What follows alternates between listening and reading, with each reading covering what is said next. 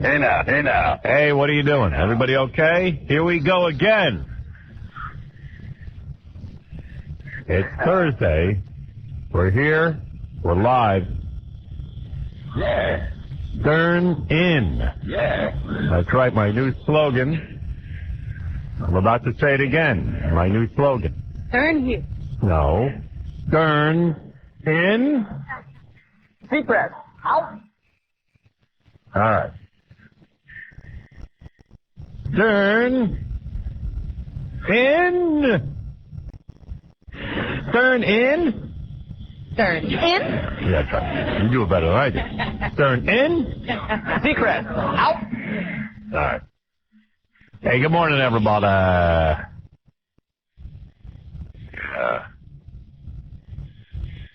Fred in. Fred present. Present. Fred present. Maybe I should do roll call every morning. That'll be our thing. I'll go like this. You ready? I'll have to include Benji in this. Wait. Benji? Benji in. Should we say Benji in or Benji present? Benji present. Yeah, we don't want to rip someone off. Benji? Benji present. Fred? Fred present. Robin? Robin present. Cubby? Cubby present. Roy. Howard? In? That's how it's going to go. There you go. When Artie comes back, he can be part of it. All right. All right. Good morning, everybody. What's going on? A couple of really nice weather days here in New York. Yeah, how'd that happen? Don't know. It was raining this morning. And, Well, I was getting used to us having the worst weather. our president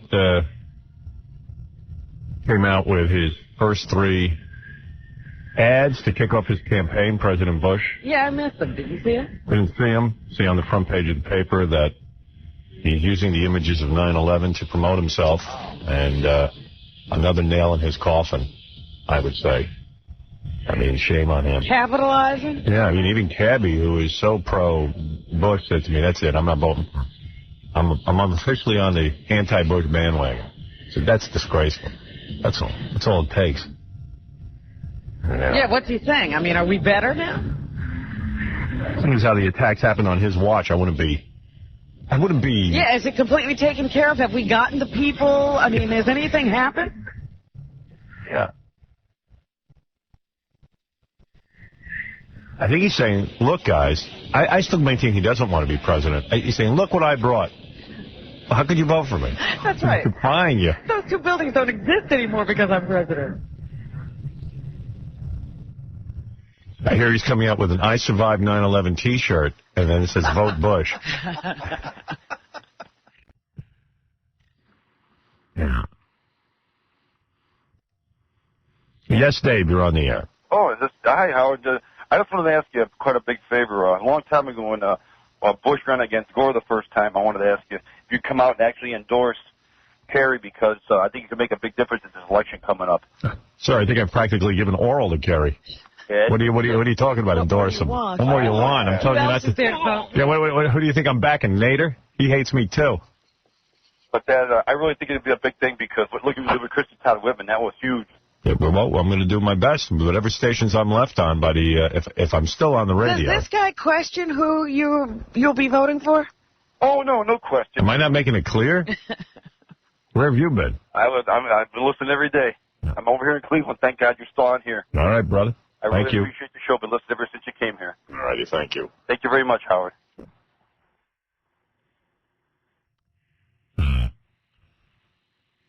You know, what the hell am I going to do?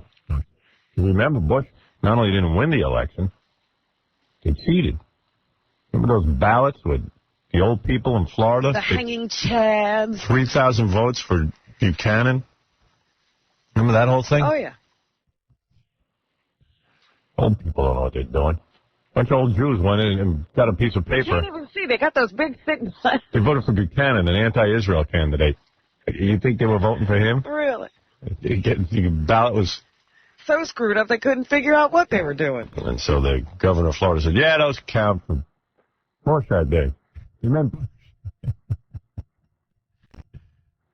Election. You would have thought we were in a third world country. And you got that friggin' Jesus movie going on. Everyone's getting all pumped up. Daniel Carver's even going berserk. Really? Oh, my God. He loves What did he it. say?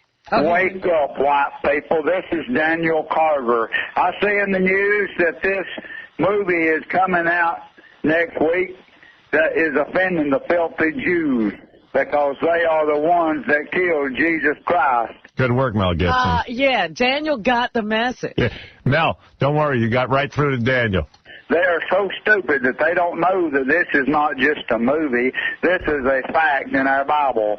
Jesus told the Jews that they are the devil, and the devil's work they will do.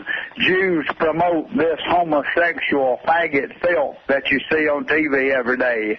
Jews promote race mix. They don't have enough problems. Now they got Mel Gibson getting the Passion Play started. Right. Yeah. And even though they don't want to mix themselves with filthy niggers, Jews promote immigration. And we have so many ugly, thieving, stinking, taco-bending, cheese-eating, disease-carrying Mexicans here now that we're soon to become a third world country.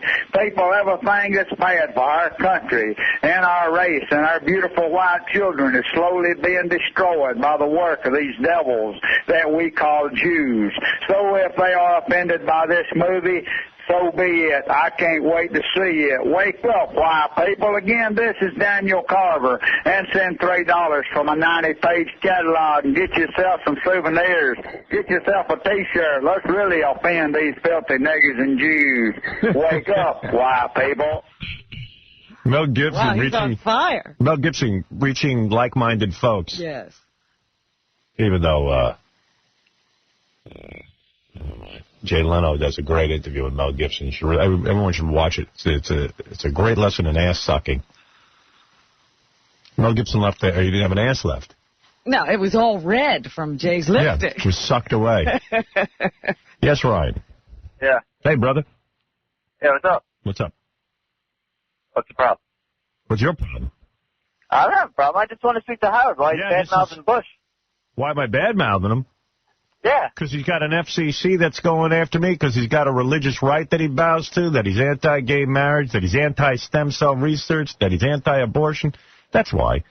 All I'm saying, but Bush isn't using 9/11 to his advantage. Sure He's he is. using it as a backdrop to the modern events that have happened. Dude, let me ask you something. Yeah. If you had a family that died in 9/11, a wife, a kid, whatever, and our president, Okay. who, by the way, is so worried about taste, and making sure it doesn't offend anyone, Mm-hmm. and notice even the television stations will not play images of 9/11 so that they don't. They took them off. Because it's so painful. I mean, in other words, it's like if your dog got run over by a car and I had a videotape of it, if I kept showing it to you every day, you'd get really upset, right? But they're not showing the buildings dropping. They're using the images of firemen. They're using the images of 9/11 in their ad. They're using to somehow promote Bush. It's tacky and it's tasteless. That's all. It's just one more nail in the coffin. You don't need that to run. You don't need that. It's an emotional ploy to tug at your heartstrings, and it's using the people who died. Get off my phone that you don't know that. Shame on you. He obviously didn't lose anybody, and he doesn't have any feelings. Can you imagine if I put out a commercial for my radio show featuring my 9/11 broadcast? They take me and hang me tomorrow. So the president should know better. Hey, listen to Howard Stern. He did a great 9/11 broadcast. Here's some of it for you, folks. When 9/11 happened, Bush was busy with school kids. He was up in that plane. He wouldn't even land. Yeah, he was hiding. Like he did during Vietnam. And he won't admit to. Where's the president? Whoa, we can't stop. Yeah, we can't find him. We can't find him. We couldn't find Cheney for 6 months. Cheney was underground. They thought he was buried. Bush would fly me to Canada quickly. Get me out of here. Get me at feet. Don't fail me now. Mr. Brave. Mr. I'll dress up in an Air Force uniform. Yeah, I'll play at being a soldier at home. I'll pretend to be a soldier. I haven't laughed so hard since Tupac has gotten a tank. Jamie finally came out of his gopher hole about 6 weeks ago. Must mean spring's in the air. Right. He saw his shadow. Yes, Gabby. No, George Bush running campaign ads with images of 9/11 is no better than that guy who stole artifacts from the site, or the people who scam the insurance companies claiming they have a dead relative from 9/11. Right. No different from a guy who, sells those souvenirs. Right. Hey, the campaign spot features firefighters at Ground Zero. Well, I mean, weren't even New York firefighters. There were some out-of-state firefighters, and just the whole thing stinks. And for him to, I don't know, I'm off it, man. Vote for whoever, but don't vote for him. You've had 4 years in office. Tell us something you've done. Right. Not on a record, not September 11th. Hey, don't scare the crap out of us. Why don't you just show a plane flying into the World Trade Center and then say, oh, it hasn't happened since? Right. Yeah. Unbelievable, man. Thank you, Kevin. Thank you. Boy, I read a frightening article about the organization that fired us named Clear Channel.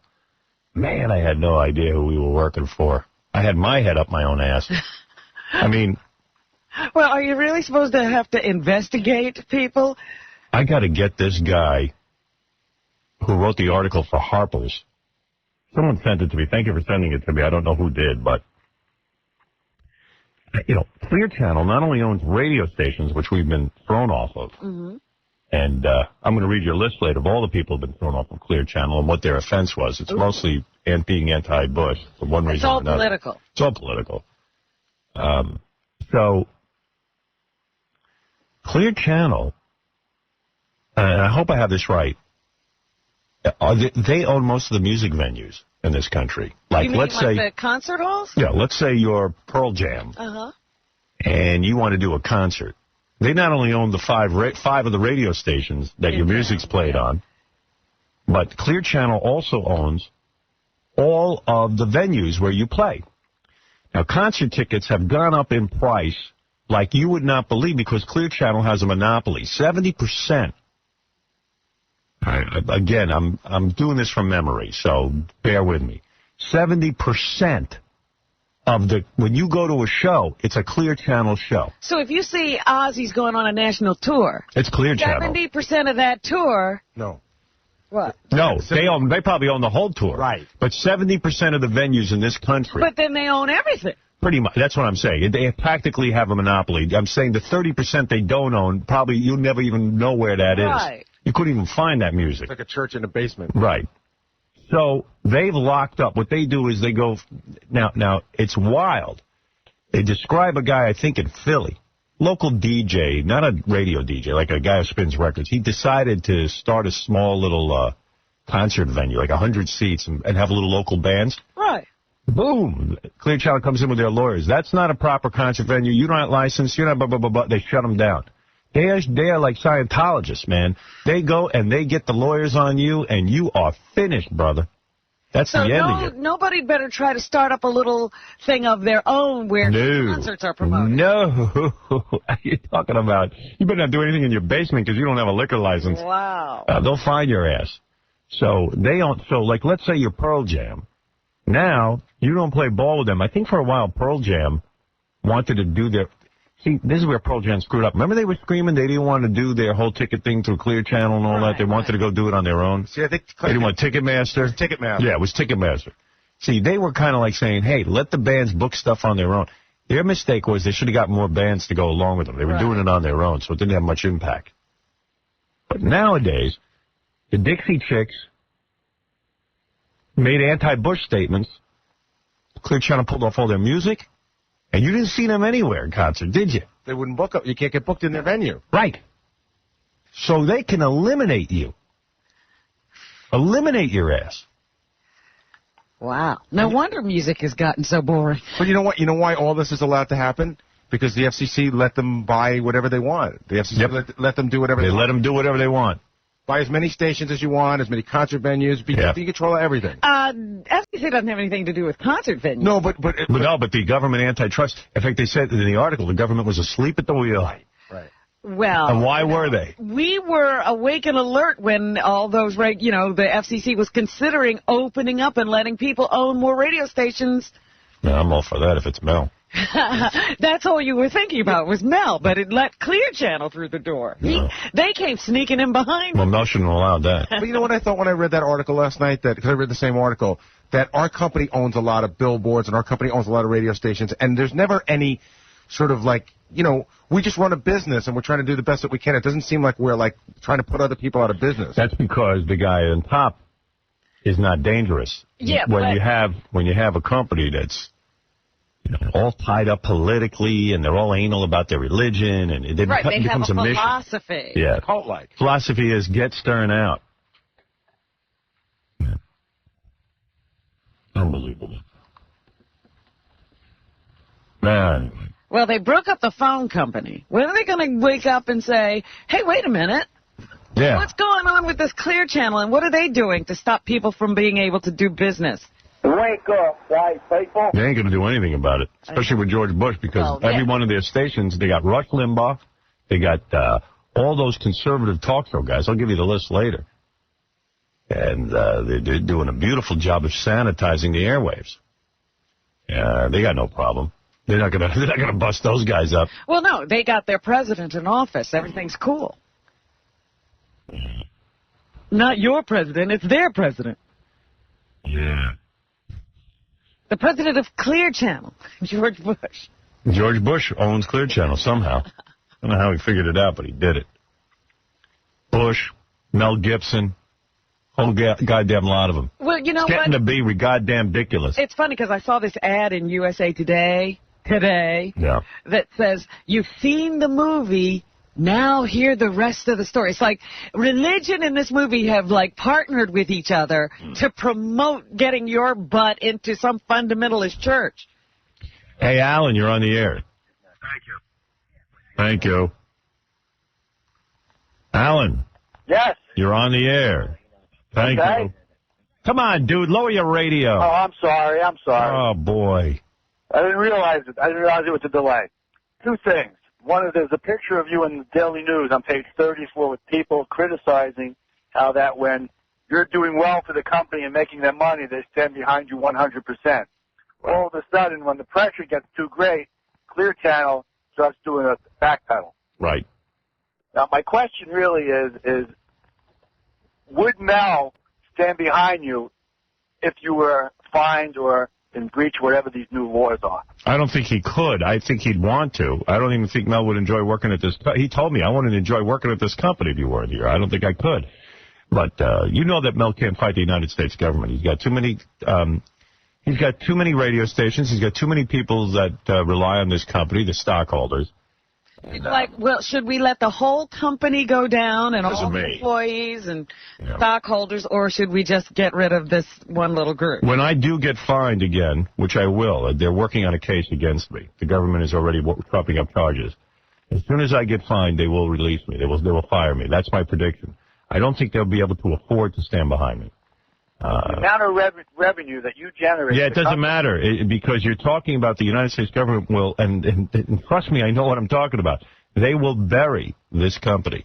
They will bury them in red tape. They will not allow them to purchase and sell radio stations. It They could will. be as bad as being Martha Stewart. Yeah, worse. They will take this company down. And that's what they did the last time. I got fined 10 years ago. And suddenly Mel said, okay, we're going to go to court and fight these. They said I'm obscene. Let's go find out from a judge if we're obscene. I'll abide by whatever the judge says. It would have been good. It would have been a landmark case. And the FCC all of a sudden wasn't available to approve the purchases of radio stations Mel was buying. Now, understand what I'm talking about. This is the truth. I'm not lying. I was in the room. They couldn't get any of their paperwork done. It was being buried. What normally took 30 days was taking endless amounts of time. They would not listen to Mel. Now, this was during the Clinton administration. Unfortunately, now I got Bush doing the same crap and worse. But isn't there an amount of time from the time that you're fined until you actually have your day in court where you would still... No. You don't get a day in court. You're not following the story. You don't get a day in court. They make it so uncomfortable for you to do business that you buckle and you cannot get a day in court. And it's not that I buckle. The company buckles. They can't afford to do business with a hostile government. It doesn't work. Do you follow what I'm saying at all? Yeah. Can I spell it out any clearer? No, I understand. It's not It doesn't overt. make sense. It's not. It's nothing that's printed down in a piece of paper for you to understand. It's simply this. The last time we got fined, we were going to go to court. The FCC stopped processing the paperwork that makes Infinity able to do business. That means your licenses don't get renewed on your radio stations, sales don't, and other kinds of regulated transactions don't get passed. The government does not want to be challenged on this. I know this is kind of dry to listen to and boring, but just know what's going on. Don't think I'm a nutcase here sitting on the radio making up stuff. This is what happened in my lifetime. This is what happened to me. This is what happened to this company. It just seems that in this day and age, with the way free speech is in this country, that they are allowed to do this by whoever allows it. I guess the constituents and the people who put these people in charge. Well, there's nobody watching. Nobody cares. I mean, there's nobody sitting and watching these guys. You know, I went on the FCC website last night. Somebody directed me to the Michael Powell, who is the head of the FCC, the Michael Powell webpage, which is paid for by the taxpayers. And on there, there's fun pictures of Michael with Diana Ross and Stevie Wonder. And, you know, this is me with so-and-so. And I'm sitting there going, do we really need to see this and pay for this? It's a complete ego thrust. It's like him with his it looks like a 16-year-old's blog. It's unbelievable. You got to go on this thing and see what's going on. Here's me with Diana Ross. Here's me with Stevie Wonder. Here's me with... You got to be kidding me. Here's me with SpongeBob SquarePants. The picture of the FCC commissioner showing you he posed for a picture with SpongeBob SquarePants. It's one thing if he was paying for this. We're paying for it. Personal webpage. This is insane what's going on, man. Oh, I wish you luck. I hope you stay and then he has... we wish you luck. Then there's a picture of him with his Father of the Year award. Don't ask what's going on. Well, this is what happens when the children of the rich and famous get to take over these positions. They don't know what to do with themselves. It's a fun, frivolous website. Soon there'll be, like, you know, there'll be a bobblehead with Michael Powell. Maybe he'll be famous enough. This is an organization that was who I know. Extinct, the FCC. Unreal. Here's me shutting down free speech and holding hands with SpongeBob SquarePants. What would he know about it? He gets free speech. Yeah, he says whatever he wants. Of course. Here's me burning the Constitution of the United States. Trampling it under my feet. I would like to change his website. Here's me trampling on the Constitution of the United States. Here's me pissing all over the freedoms of this country. Here's me screwing out. Taking a guy who pulled himself up by his own bootstraps and tossing him around like he's nothing. Yeah, here's me taking a guy who built a career over 25 years entertaining the public and having the #1 radio show in every goddamn market. Here's me screwing with him. Somehow I just ascended to this position out of nowhere. Nobody even saw me coming. Yeah. And now let me take care of the people who really work to get to their position. Yeah. Yeah. It's something like that. Unbelievable. Dude. Thank you. Got a little fiefdom over here, and if I like you, fine, and if I don't, too bad for you.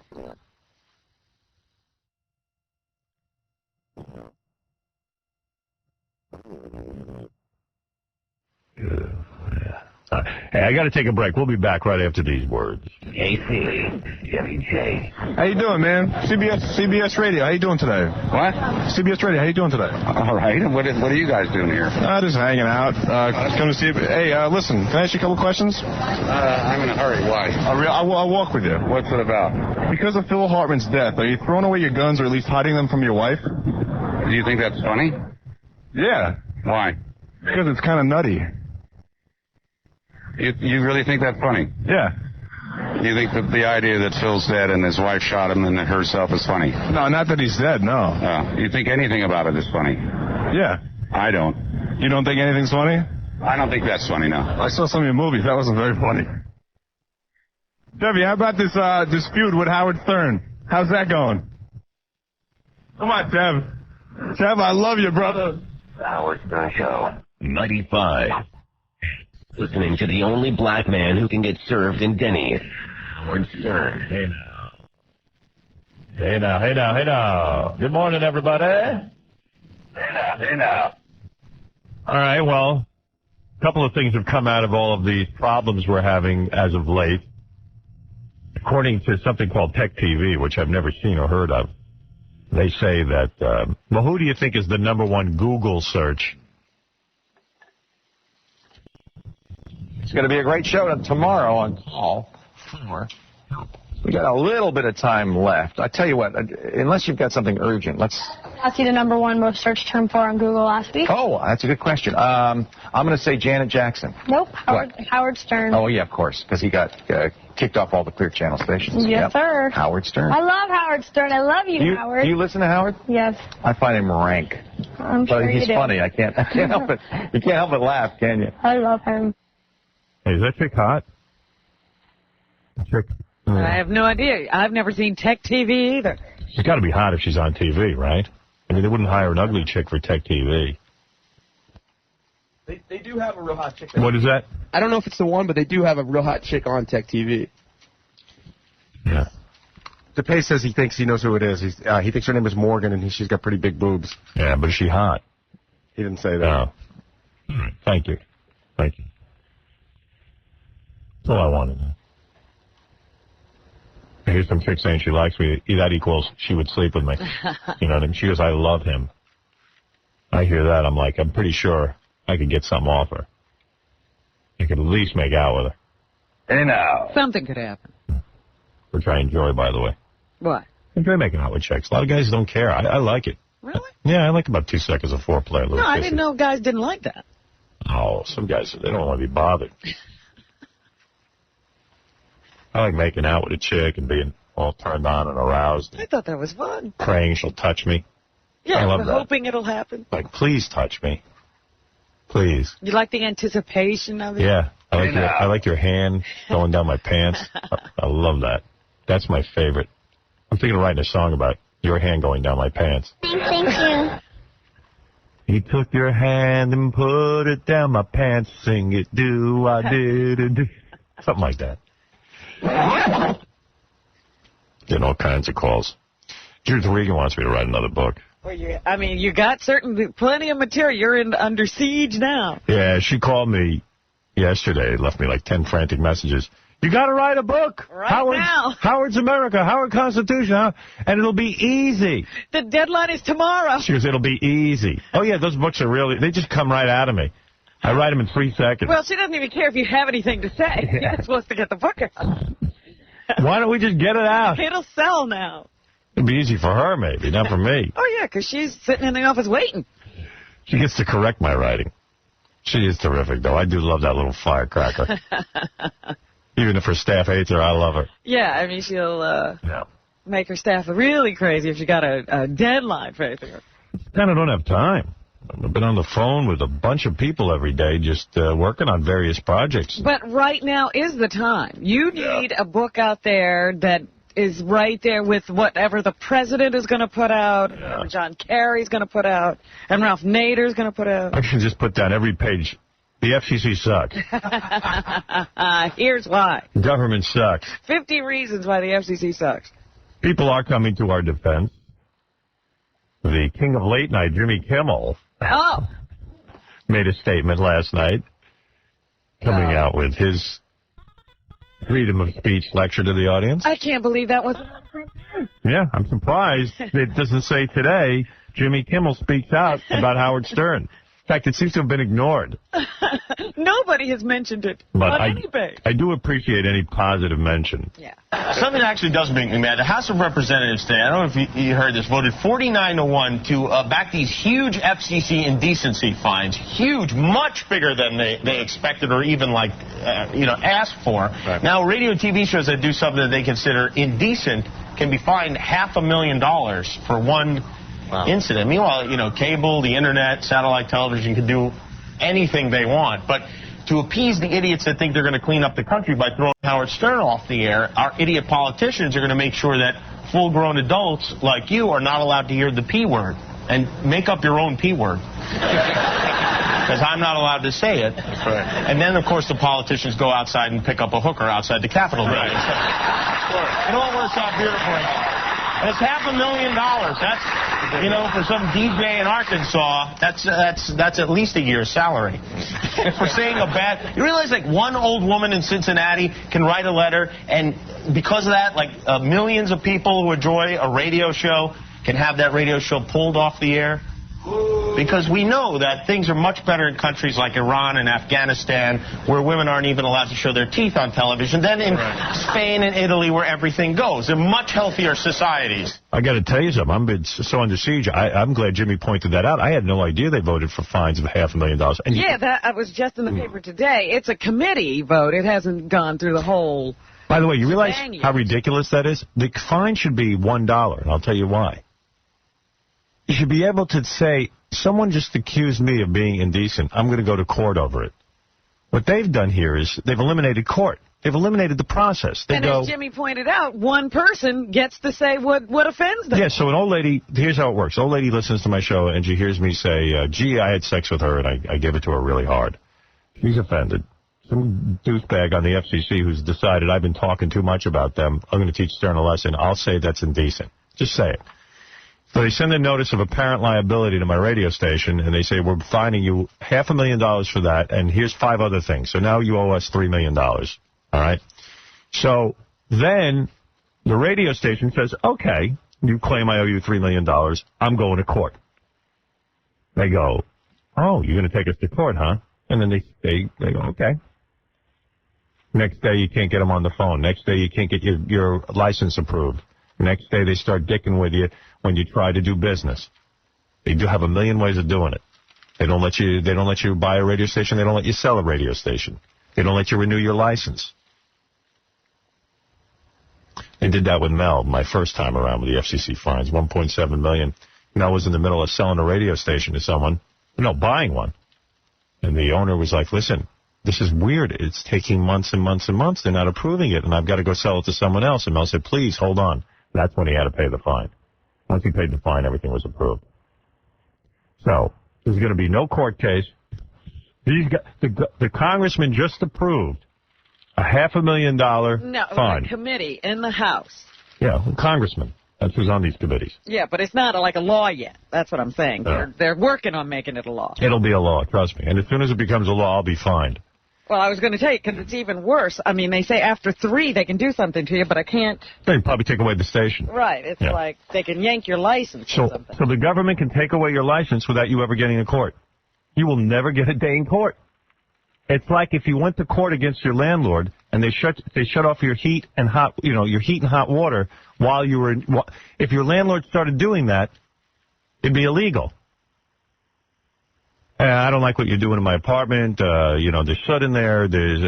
All right, let's go to court. As you go into court, you're waiting for your date for a couple of months. Turn off the heat. Turn off the hot water. Change the locks on the doors. They screw with you. And it's all legal. Could you imagine? That's what our government's doing? Yeah, Is anybody following this? The measure would also require Federal Communication Commission hearings on a broadcaster's license after 3 violations and allow the FCC to fine those who commit indecent acts on TV. I got for my agent. You know that chick Ashley Banfield from MSNBC and NBC? The reporter who went to Iraq and took off she put on glasses and dyed her hair. She wants to interview me. Uh-oh. You might break down? Is that what you're saying? An interview with her. Let me see here. I was hoping to catch up with you regarding your client, Howard Stern. She claims this is not a request for a comment on the recent controversy. I know that Mr. Stern doesn't often do interviews.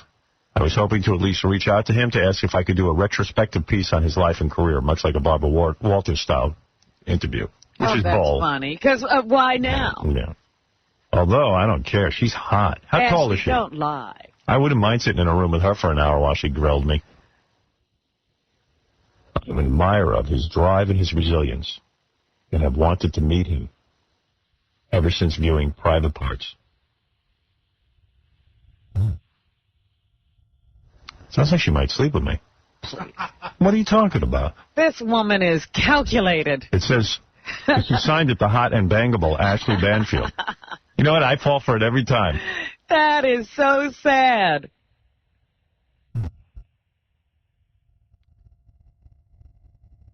Please let me know if you're interested.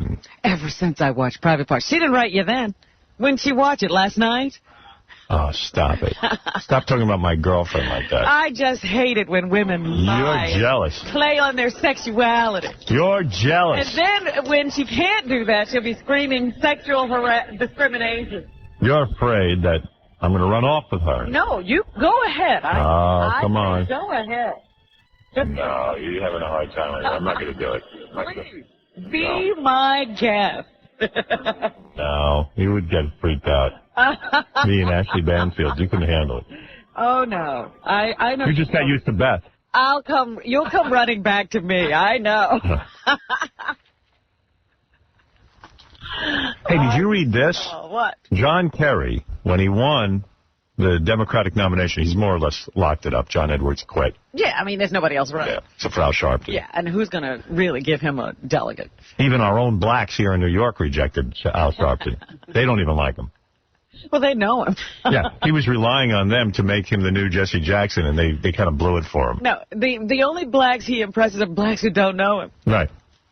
And that was 1% of the blacks. It turns out that President Bush, for the first time, this is unprecedented, President Bush picked up the phone, which I thought was a classy move, and called John Kerry to say congratulations. Kerry was reluctant to take Bush's phone call because he thought it was one of those Howard Stern listeners goofing on him. He thought he was being taped. Serious? They had it. They went through like 10 million checks to make sure it was President Bush. So Bush had to keep saying, no, I am the president. No, it's me. It's not Howard Stern. They thought it was Benji. I don't know how to prove it to you. So funny, isn't it? Yeah. Speaking of phony phone calls, Benji, what was it you called? I forget who it was. The C-SPAN one recently? Yeah, let me see if I can find that. I don't even know what I did with it. Okay, I got it. Here's Benji doing some work.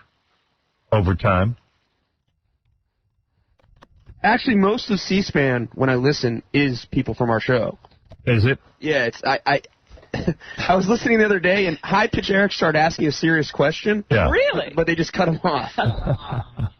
That's funny. Milwaukee is next, also on the line for President Bush. Go ahead. Hey, how you doing? Morning, sir. I voted in the primary last night, actually, even though I am a registered Republican. And who did you vote for? I voted for Dean. And how do you feel about where his position is this morning? Well, the reason I decided Dean was if there is a Democratic candidate, I looked at Dean, I looked at Edwards, I looked at Kerry, and I asked myself, which one of these men has the largest... There are a number of stories in the newspaper this morning about Howard Dean and his... Coming up at 8 o'clock from New York City, Frank Rich will join us, New York Times columnist.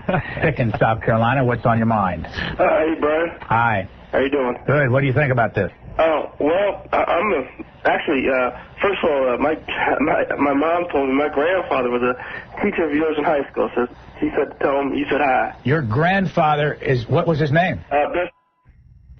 Bill? Yes, sir. Yeah, he was very much, he's my teacher and a great guy. Yeah, he said you have big testicles and you have a really nice... Oh, it's nice. It's really nice when we get calls like this. Let's go next to, let's see. How'd you know the guy? Yeah, how'd you know the teacher's name? How'd you know he had big ones? I just looked it up on the internet and interviewed him. Oh, that's funny. That's great. I wanted to compliment him, but... And the teacher was complimentary about his testicles. Yeah. What kind of school was that? That's great.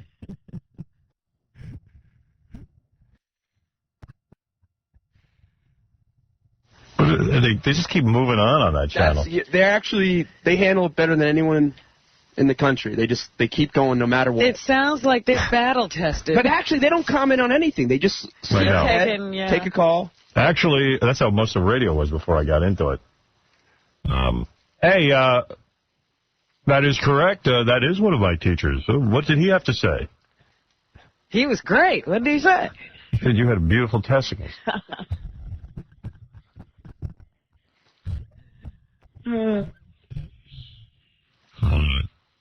Oh, that's great. Hey, James. Hey, Howard. You know. How are you? I was curious, how do you feel being the 21st century's Lenny Bruce? Well, certainly the analogy is not far off. Except I'm funnier than Lenny. It's dead on. What are you talking about? Except that you're funnier. Yeah, I have to say that. No, Lenny Bruce is a funny guy, and even though I didn't get a lot of the bits. Actually, I never saw him. I've seen tapes. I mean, I've seen the tapes, but I've never seen him live, and I suppose you had to be there at that time. Yeah, I don't know. I watch it and I zone out, but people say he was really funny, you know. And, he was persecuted. He was. And I'll tell you what, the one thing I feel good about is I'm not in some small club. Lenny used to go into a club and complain about this stuff, and he'd reach 12 people. And then you could paint him as a really evil guy because nobody had actually seen what he did. Yeah, and I feel good that at least I'm on the radio and I can reach you.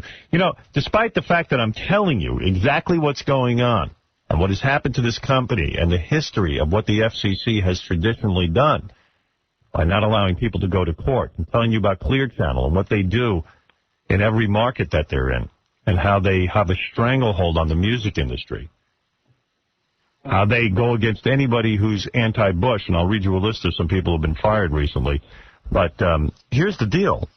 I still don't think the media gets it. Now, well, yeah, you're painting one picture, and the rest of the media is painting another one. Like what do people read? They read the tabloids. I'm reading Star Magazine. There's a whole article about how my empire is falling apart. I've been fired by 6 stations, and now Stuttering John has left.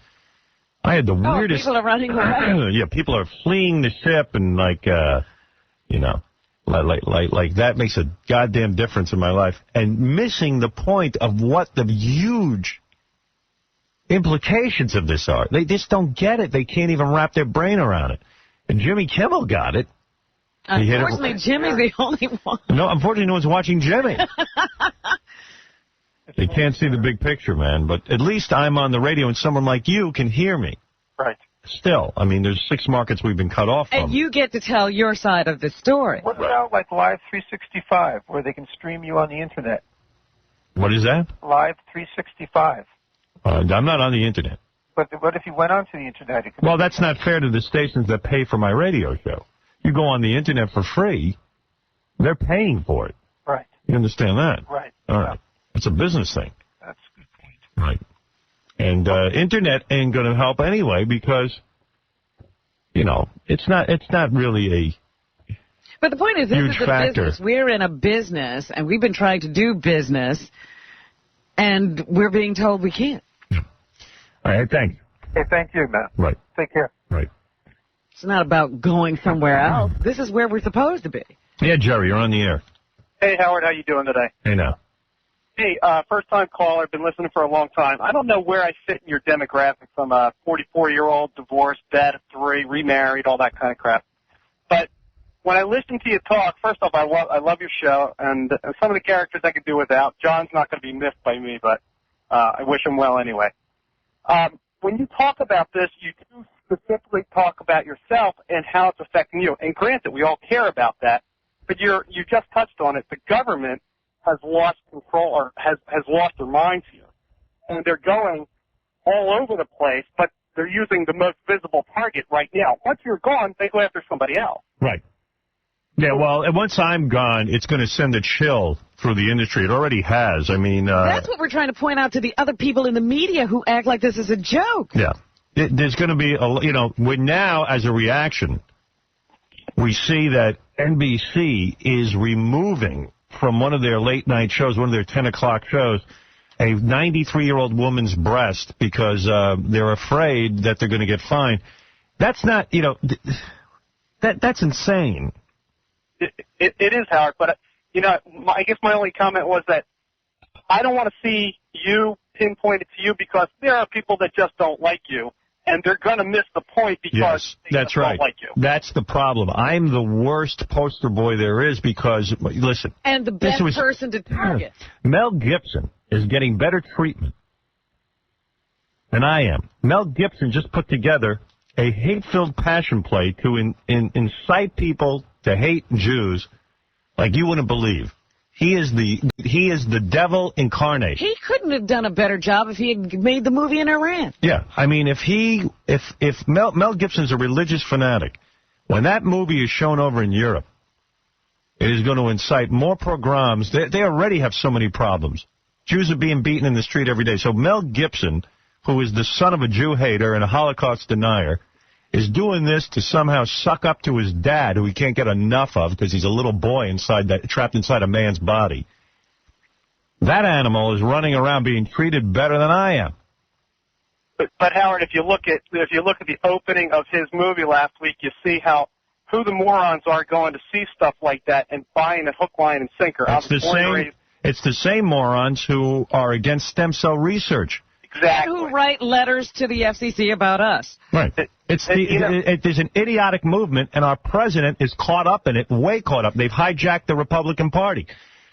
But Howard, it's not just. I mean, politics is screwed. We are so led by morons. It's not even funny. It doesn't matter. You just mentioned it's not just Bush. It's Clinton. Well, and whoever goes in after Bush is the same way. I received an email yesterday. One of our fans asked a question. Said, "Where are all your political friends? Where's George Pataki? Where's Mayor Giuliani? Where's Christy Todd Whitman? Where's Arnold Schwarzenegger? Where are these hiding people?" behind their money. Well, I'll tell you what.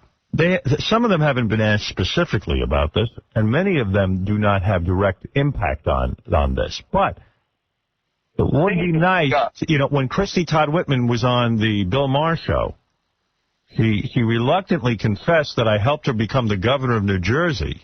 And said, I don't listen to him. And said, I don't listen. I mean, just dismissively threw me on the fire, which really sickened me. This is a woman I know personally. This is a woman I got behind. Right. I know her feelings privately about our show and enjoys the fun of the show. Why couldn't she say it? Why is everyone cowering and afraid of these religious nuts who represent a small minority of our country? Why is everyone afraid? Why is everyone sitting back? I agree with you. Where's the outrage? And I'll tell you why they won't rally around me is because I'm despised. Hollywood will not get behind me because I goof on them. I goof on their hypocrisy, and I goof on the fact that they're all full of themselves. That's why I called in. Like I said, I don't know where I fit in your demographics, but I think I consider myself an educated person, a good dad, and I believe a lot of the same things. All right, I got to go. I mean, who wants to hear about that? Who cares? Stop making it about yourself, sir. Yeah, it's all about me.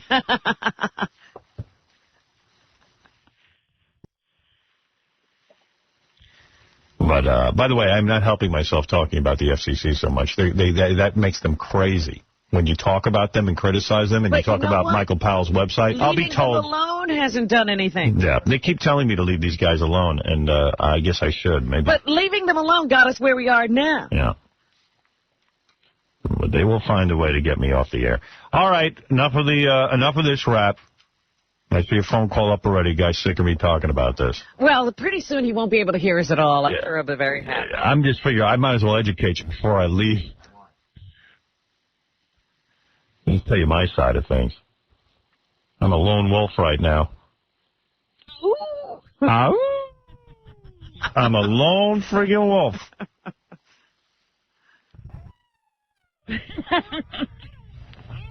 Don't worry, Brian. We've got a naked woman coming in very soon, in a half hour. Sounds great, man. All right, I'm sorry I'm talking about my demise. No, I agree with you totally. It's just, I made the you got point. to hear some young wet bitches. All right, young wet bitches are coming up. Thanks a lot, Howard. All right, brother. Bye. Young wet. He's got a point. While we have a few days. Right. Robin Disrobe. Let's give this guy what he wants. He said young. Yeah. You're young enough. Young wet bitches.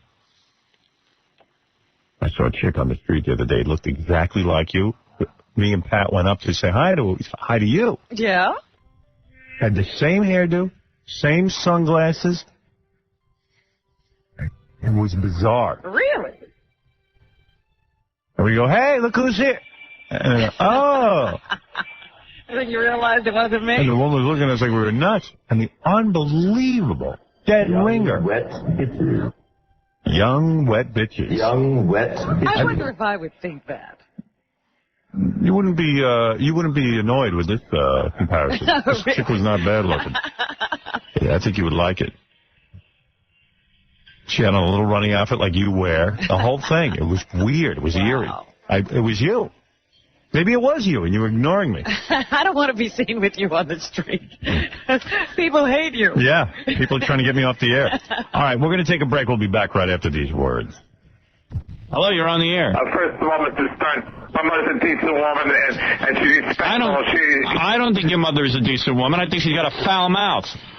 And I don't know how you. And I don't know how you live with her. She's a respectful woman, Mr. Stern, and you have no right to insult old people like you did last year. And you would call them old because they wouldn't put you on 60 Minutes. Anybody who doesn't respect you call an old fire a douchebag, or who doesn't your words suck up, you call a douchebag or. You're as incoherent as your mother. You're as incoherent as your mother. What is your IQ, and what do you do for a living? Look, what I do for a living is not. You sound as retarded as your mother. You're stupid yourself, Mr. Stern. America's Best Love Radio Personality, Howard Stern. 95. Now, here it is. If you go on the FCC Commissioner's webpage, Michael Powell, and click on Fun Pics or whatever the hell it is, or pictures of him with Donnie and Marie, Diana Ross, Aretha Franklin. I went on this last night. It's a hoot. Fun pics. We don't need fun pics of an FCC commissioner. And you're paying for it. SpongeBob SquarePants too. He's showing you. He's showing you all the fun he has too. He's like a human being. You know, it's fun. By the way, Janet Jackson said she wants to start having fun with the controversy surrounding her. In fact, she's planning to appear on Saturday Night Live in April, and I just want to give a shout-out to her and say I'm really glad that you want to start poking fun at yourself now that the FCC is camped out on my ass. Right, I was going to say, you want to have some fun, come here. It's all a big joke to her.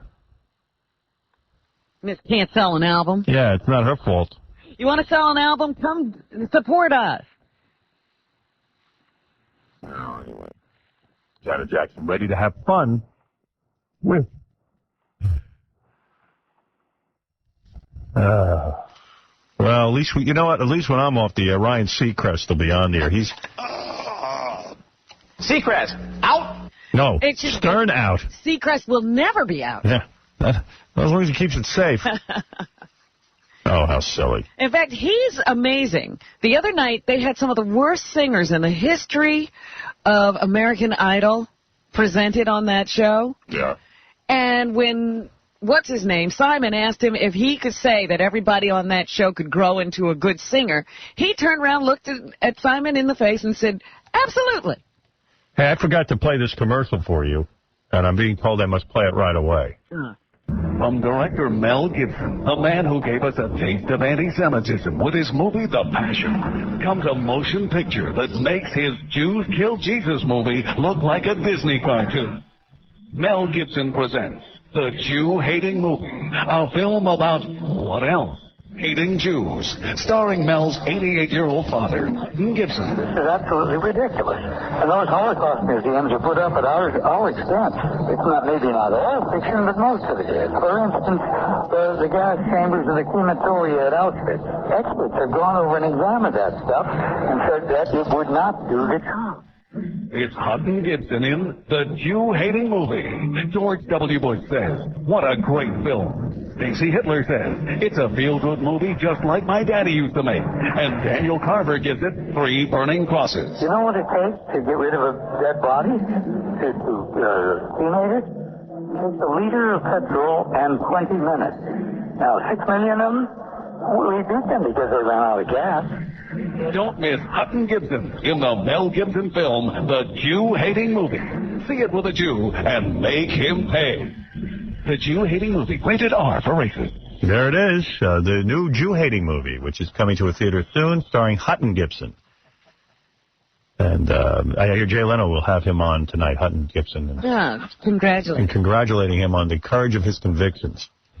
Because all this world needs is more Jay Leno puppet heads to make that point and drive it home. Hey, Gary, you're on the air. What's happening, buddy? Let's take a couple of phone calls. You're the first one to kick it off. How you doing, Howard? All right, brother. Big fan for a long time. I can't understand. You got to speak up. You're on a cell phone, and it makes it difficult. Sorry about that. Is that better? Yes. Okay. Listen, I'm a big fan, and I just wanted to point out one thing, kind of do a Ben Stern on you a little bit. I heard this guy from Clear Channel when he was speaking in front of Congress. Right, wrong, or indifferent, the comment and statement that he made was that you have not changed, that they have. And, you know, in our free market society, they're entitled to make a business decision and change. And I think, you know, you need to respect that. Christy Todd Whitman made an interesting point. She said that the people decide if this was a smart move for him or not. And if your listeners and if the nation cares enough about this issue, he's going to he will have been proven making a bad business decision. I know what you're saying. Every company has a right to decide what they want to do. What this company is doing, however, is they're buying up every radio station. Well, not unless. And then what they do is they sign someone like me under the premise for 5 years at a time and renew my contract, and then wake up one day and have a whole new attitude. Now, why do they have a new attitude with me, but not with the guy Savage, who sits there and talks about infesting people with AIDS and all that stuff? He's just as controversial, but he backs Bush. They're being intellectually dishonest. This isn't about what I'm saying. The other thing is, it's not that the Clear Channel is bowing to a pressure that's not even there. I wasn't even fined by the government. Well, I don't think they're bowing to anything. I think you're They're right. absolutely bowing. Sir, up until a month ago, they were trying to hire Opie and Anthony. They had hired Bubba the Love Sponge for three consecutive contracts. They'd hired me in most markets for 2 or 3 contracts. And they wake up one day and say, okay, you're out. We've made a decision to change.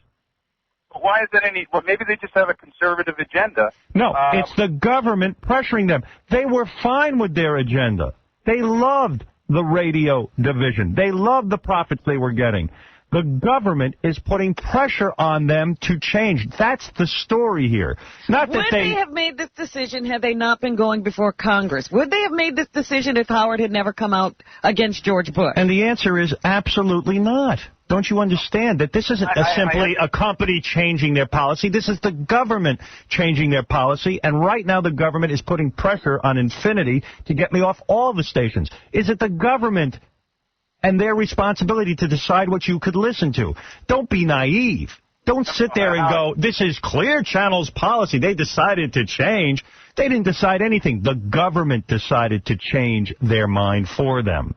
Well, hopefully the to this moment. John Hogan, the president of Clear Channel. Lowry Mays, the owner of Clear Channel, had no problems with Howard Stern, Opie Anthony, Bubba Love Sponge, and probably 50 million other guys we never even heard of. You have to go down their entire roster to see there really hasn't been a change in their policy about this kind of programming. The danger is, and as long as you bring it up, you see, I was going to get off this topic. Roxanne Walker, fired from Clear Channel, April 17, 2003. Guess what?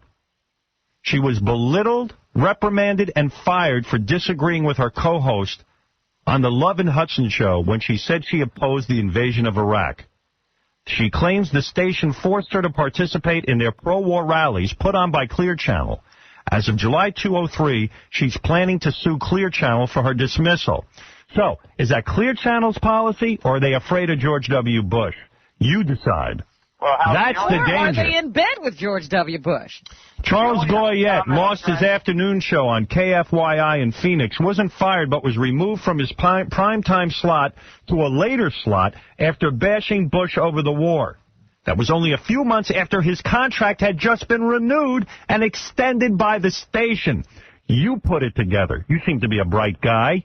All I'm trying to say is at this point, and understand I'm a huge fan. I understand you are, but you're missing the big picture. This is not a Clear Channel policy. This is the government pressuring Clear Channel. Finish, you have the final word. One comment. Hopefully, to this date, FCC has done nothing. They haven't fined you. Wrong. I've been fined $1.7 million. No, I'm talking about right now with this current... That's right. They're preparing a case for me. Our First Amendment lawyers know about it. Okay. If they do, then I think you're on target. If they don't, I see. Oh, you're waiting. You're waiting to see. You can't decide what's going on yet. You haven't figured it out. Okay. Well, listen. All right. Listen, you're a bright guy. You seem to know everything. I was going to read you 20 other people have been fired recently from Clear Channel for speaking out against the president. AVD fired from KMEL in San Francisco after being on the air as their community affairs director for over 10 years. What did he do? He was considered a progressive, but was fired shortly after 9/11, after all those years, after speaking out against the idea of going to war over the 9/11 attacks. You think that's a coincidence? I just read you 500 other people. So this has been going on for some time. Annie DeFranco, a recording artist. Heard of her, maybe? March 19, 2003, performing in the New Jersey Performing Arts Center, now owned by Clear Channel. Like I told you, they own 70% of the venues in this country for music. Annie was told to keep quiet about the war, make sure the other performers did as well. She did not keep quiet. Clear Channel denies this, but they also denied banning the Dixie Chicks and putting out a memo banning certain songs, both of which were later proven true. Okay. Who do you believe? Look, I'm telling you, I'm dead man walking. I'm going to be out of here soon. And that's okay if you have maybe 5 or 6 stations, but when you own the majority of the stations in the country, it's not good to have this one idea about what should be said on the radio. Free speech, out. Secret, out. Out? Sorry, everyone keeps sucking me back into the conversation. I'm trying to, I'm trying to ignore it.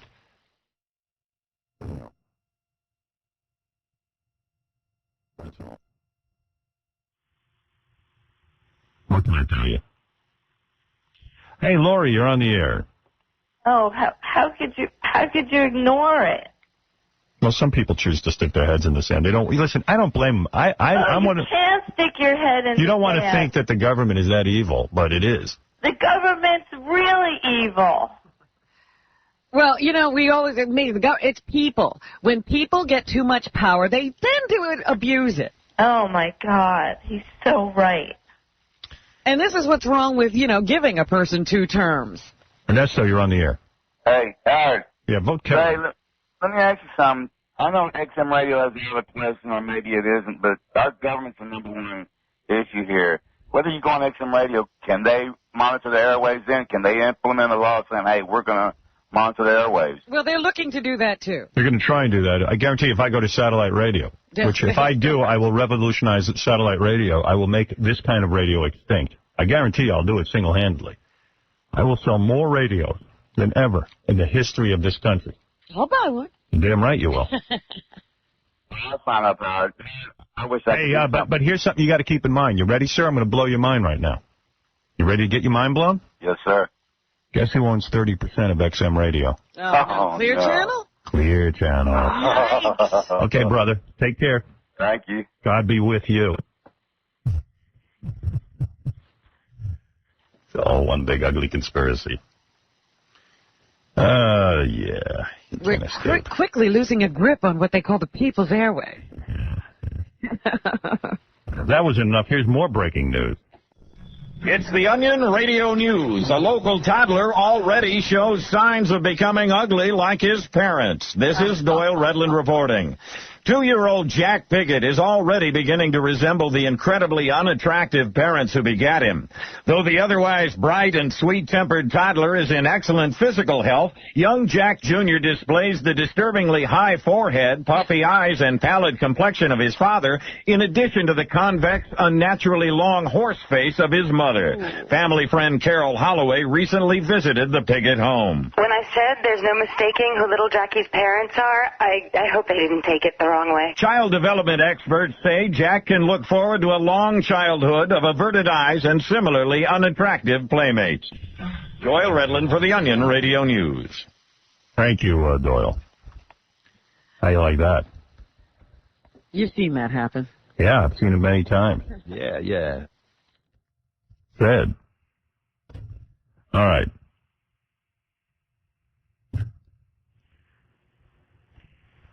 Wow. I'm just looking at the mountain of stuff I got to get to. You want to hear some email or you want to take some more phone calls? We haven't done any email in days. Here we go. A lot of people writing in, they love Jeff the Drunk on E. Jeff the Drunk Show. 3-parter. The funniest part of the E! Show tonight was when Jeff was laying in the middle of the road and a cop drove by. The cop just kept on going. Even he wasn't about to stop and get involved in that disaster. Whoa! Here's another guy. I'm begging for you to put the Jeff the Drunk Stuck on You shows on DVD. Along with Jeff falling in the hallway. It is the funniest thing I've ever seen. Wow. And I want to congratulate the E! Crew on putting that together. I know they put in weeks of work on that. Yeah, it took a while to get that together. Tough show to put together. There's a lot of weird tape. A lot of weird tape to go through. How do you choose? Yeah. It's really tough.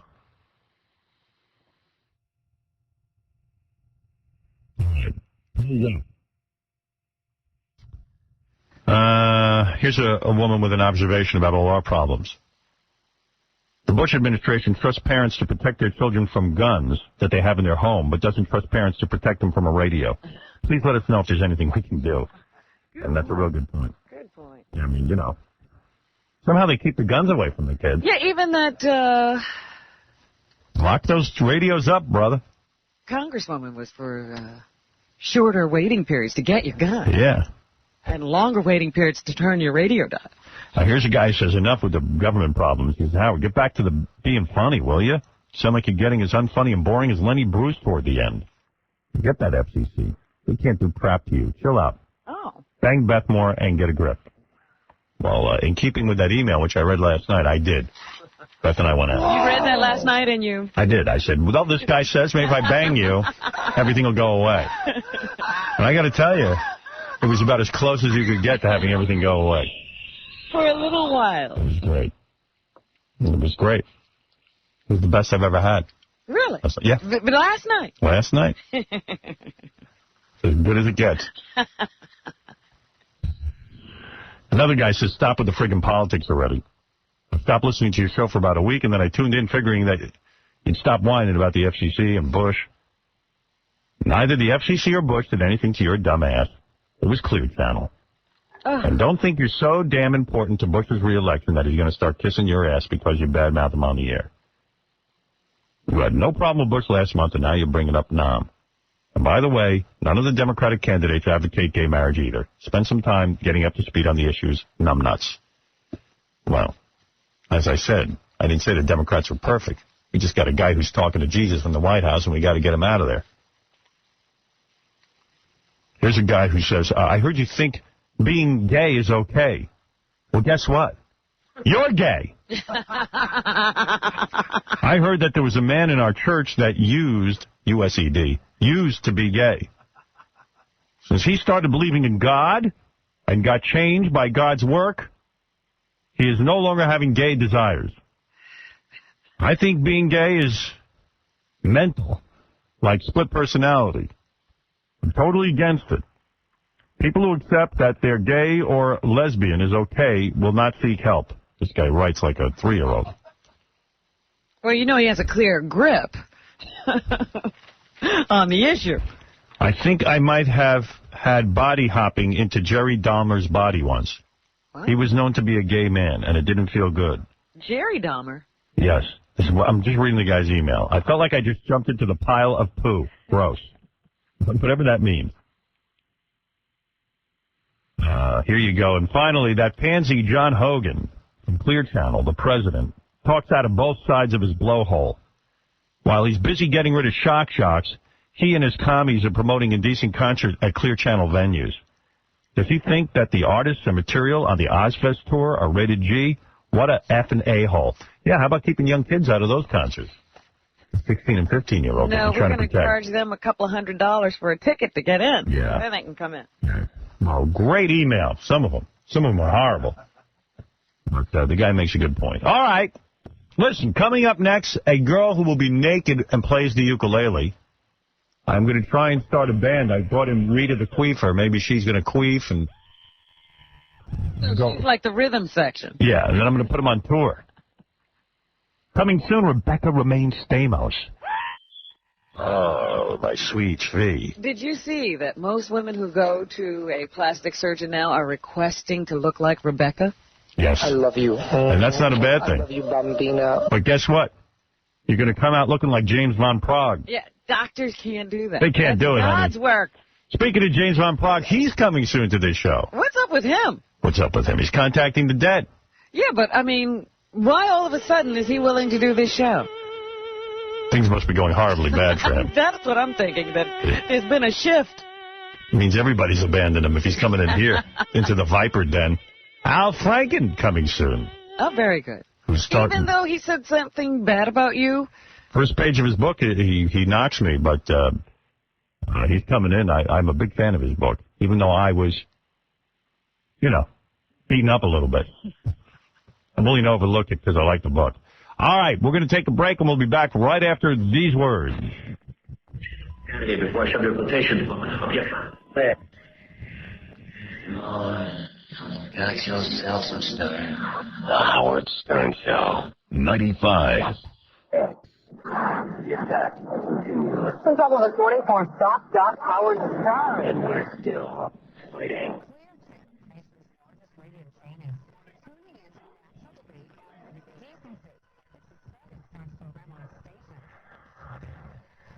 We're under attack. You understand we're under attack.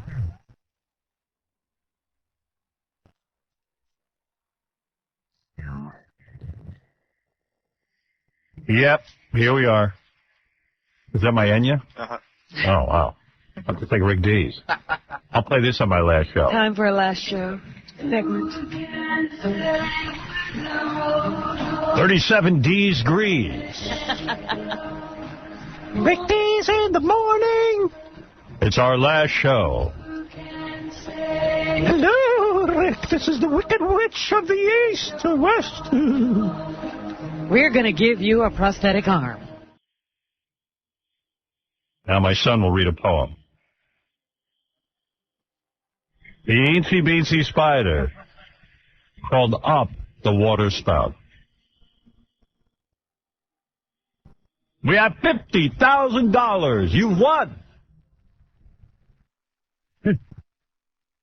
What a horrible last show. We're going to give you a bag of toys. You are getting a bag.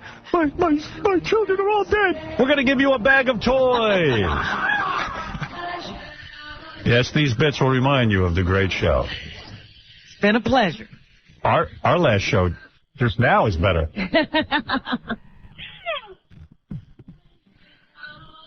Doesn't seem like anybody was sad to see Rick Dees go. No, didn't hear a word. Even with the sad music. We're the only ones who've mentioned it.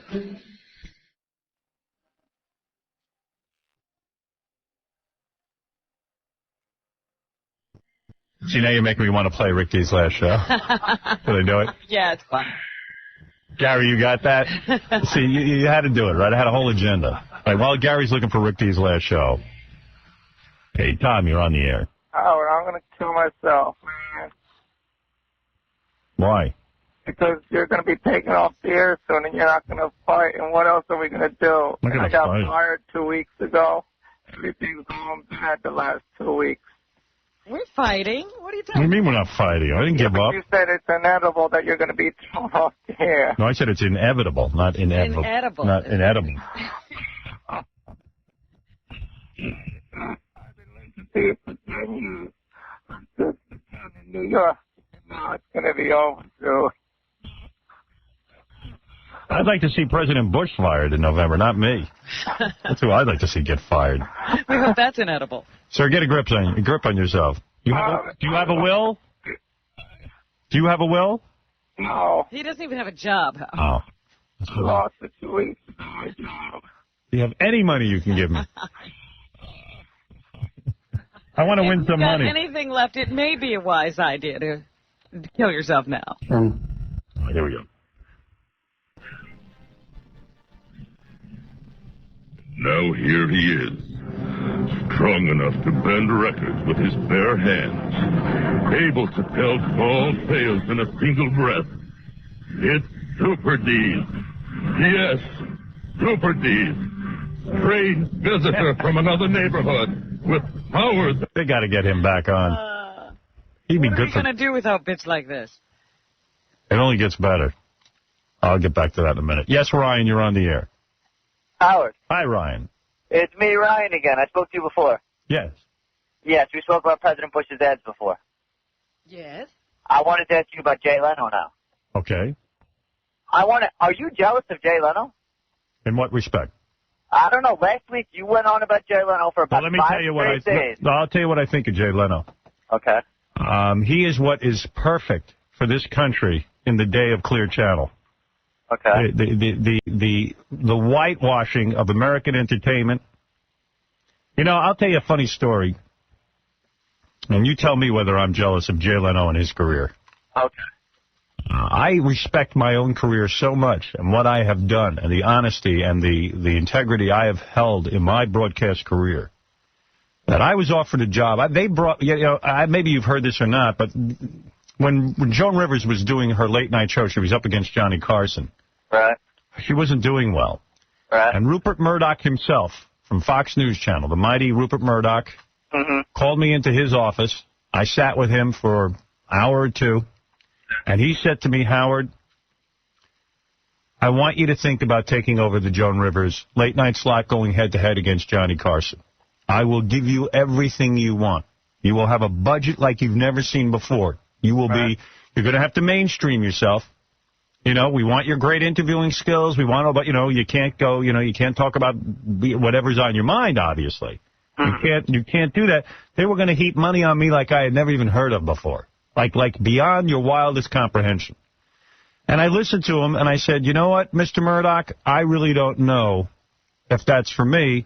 He said, would you fly out to California, sit in the audience of that show, and tell me if you have a feel for it, if you want to work out of that theater, do you want a different theater? They laid down, it was a point in my career where I could have bailed on what it is I do here and taken up the mainstream cause that is American late-night television, that Jay Leno does oh so perfectly.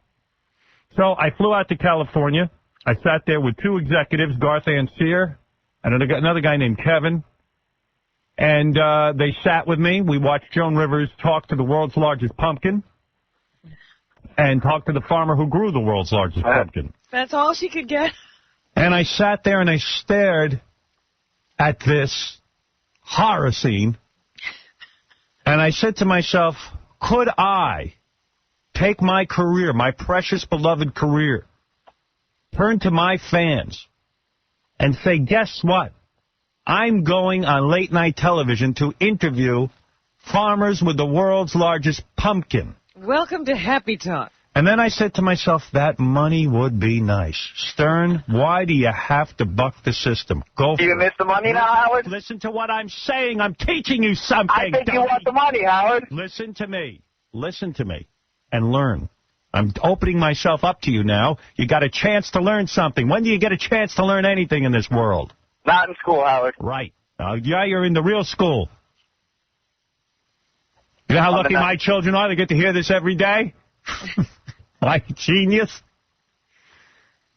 So, as I sat there, the next guest was Richard Simmons.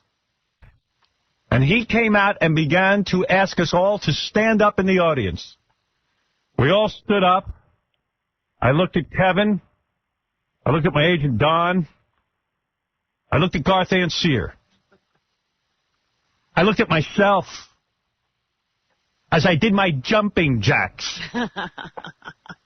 And told Richard, and listened to Joan Rivers tell Richard Simmons how much fun he was. She didn't mention the fact that he was gay. She didn't challenge him in any way.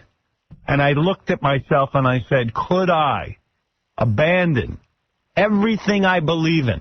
Could I give up everything that has inspired me in life to speak out for the money? Was that money? And for late-night television fame? And I told you now, as clear to me as it was those many years ago, I turned to them and said, I can't do it. I'll stay where I am. I don't need to be the king of late-night television. Yeah, can't go on with you now, Howard. If it means caving into that kind of insipid, boring, vile kind of broadcasting that I despise, that I've stood against my entire life. Now, let me tell you something else, my friend. When a Jay Leno sits there with Mel Gibson and says to him, turns to him with a straight face and says, I congratulate you, a fine piece of work, I spit on Jay Leno. Well, what's the problem spit on the broadcast? Well, you asked me a question. You're not letting me finish. No, this is nothing with the passion. What's the problem with the passion? What's the problem with the passion? Have you heard anything I said all morning? Get out of here, you creep. I think he's just trying to wind you up. Something horrible happened this morning. I may regain my composure. Listen to Ed.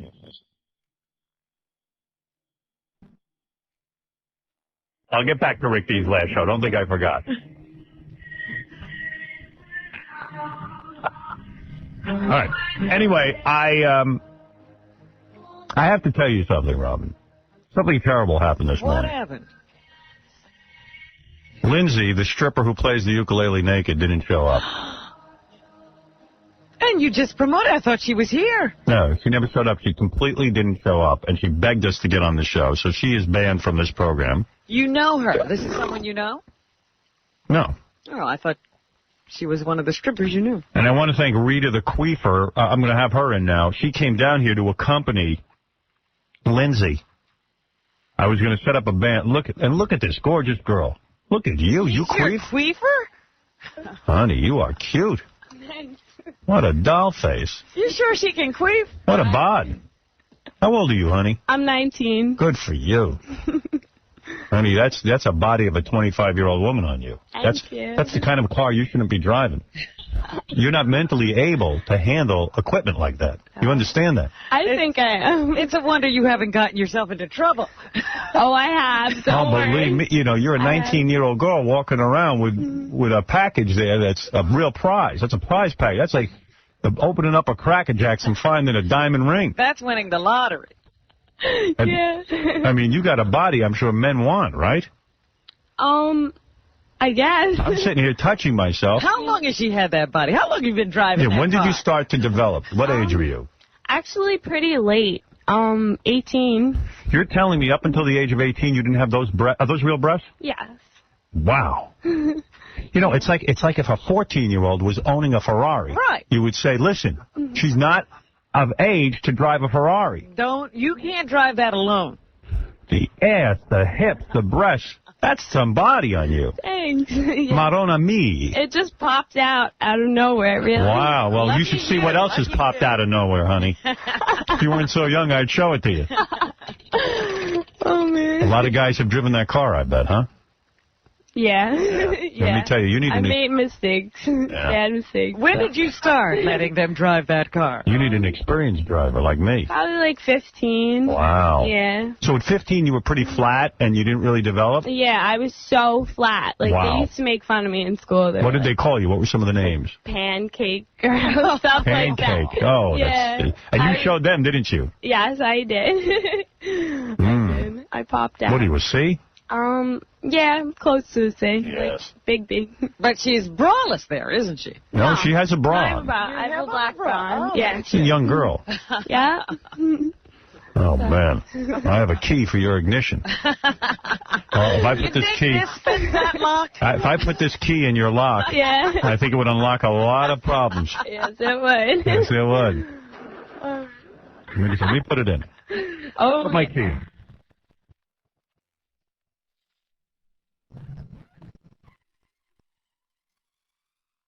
Wow. But you're driving way too fast. Look how small that key is. You gotta go slow at first. Yeah, I know. So you started at 15, so you got a boyfriend now? No. Really? Wow. A lot of guys hit on you, I bet. Not really, actually. Really? Shocked. I'm What do throbbing. you do? Are you in school or something? I'm actually the manager at Blockbuster. Really? Which one? I'll stop by. New Milford Blockbuster. Good for you. Yes. Wow, you're a terrific girl. Thank you. What age did you discover you could queef?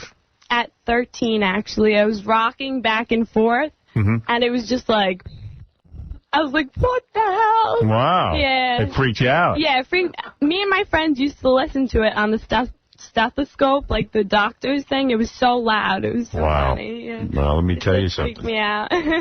By the way, we work for the same company, Viacom, Blockbuster. Yes. Yes. Well, I think they're going to sell us anyway. Let's hope not. Not with a girl of your talents. Thanks. My goodness gracious. I can't believe that body on a 19-year-old. You're wasting your time at Blockbuster. I know. I tell you. What do you want to do with the rest of your life? I want to be, I think, a financial planner. Ever think of Whoever stores? dreams of being a financial planner. They make good money, and I want to go to college and have a good life. You wearing a thong? Mm-hmm. Yeah. Yep. Good for you. She got the tattoo going. She got Where's the tattoo? on my back. Let me see that. Oh, yeah. That's a sexy spot. Yeah. Thanks. Good girl. Uh, Parents married or? yes. Uh-huh. They know I'm here tonight. They said it was okay for you to queef? Yes, they thought it was funny. I've always wanted a financial planner that could queef. Yeah.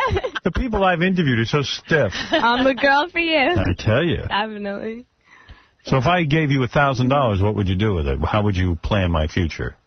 Where would you invest it? I'd probably just take it and run I right see. now because I don't really know. That might put you in jail. Yeah, probably. All right. But she's ready to be a financial. So your planning is people will invest with you and you will run it out of the country with the money. Maybe. All right. Well, let me For tell you. now. You know what I like about you? Your honesty. Yeah, at least she tells you what she's going to do. I got to tell you, most financial planners who say that don't normally end up getting clients. No. So what can we do with my money? That's Well, why I'm not saying my last name. We could move it out of the country. We can move it into my account. Yeah. I used to have an accountant many years ago who could light his own farts, but What happened to him? Well, That's interesting. he died.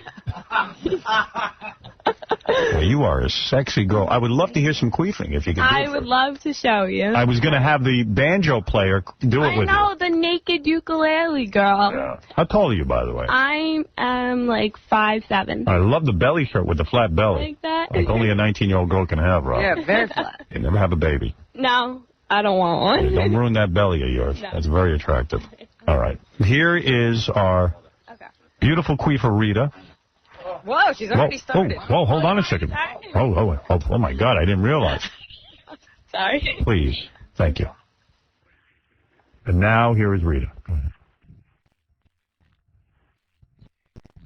Wow. Oh. Damn. Rita, even though we don't have the banjo player here, I'm wondering if you could honor us, and you're terrific at this, by queefing to the music of Enya. Oh, definitely. Definitely. I would love to. Fred, if you would.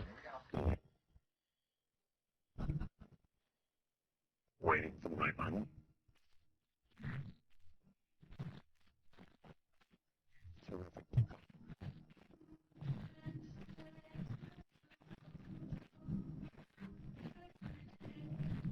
Very touching.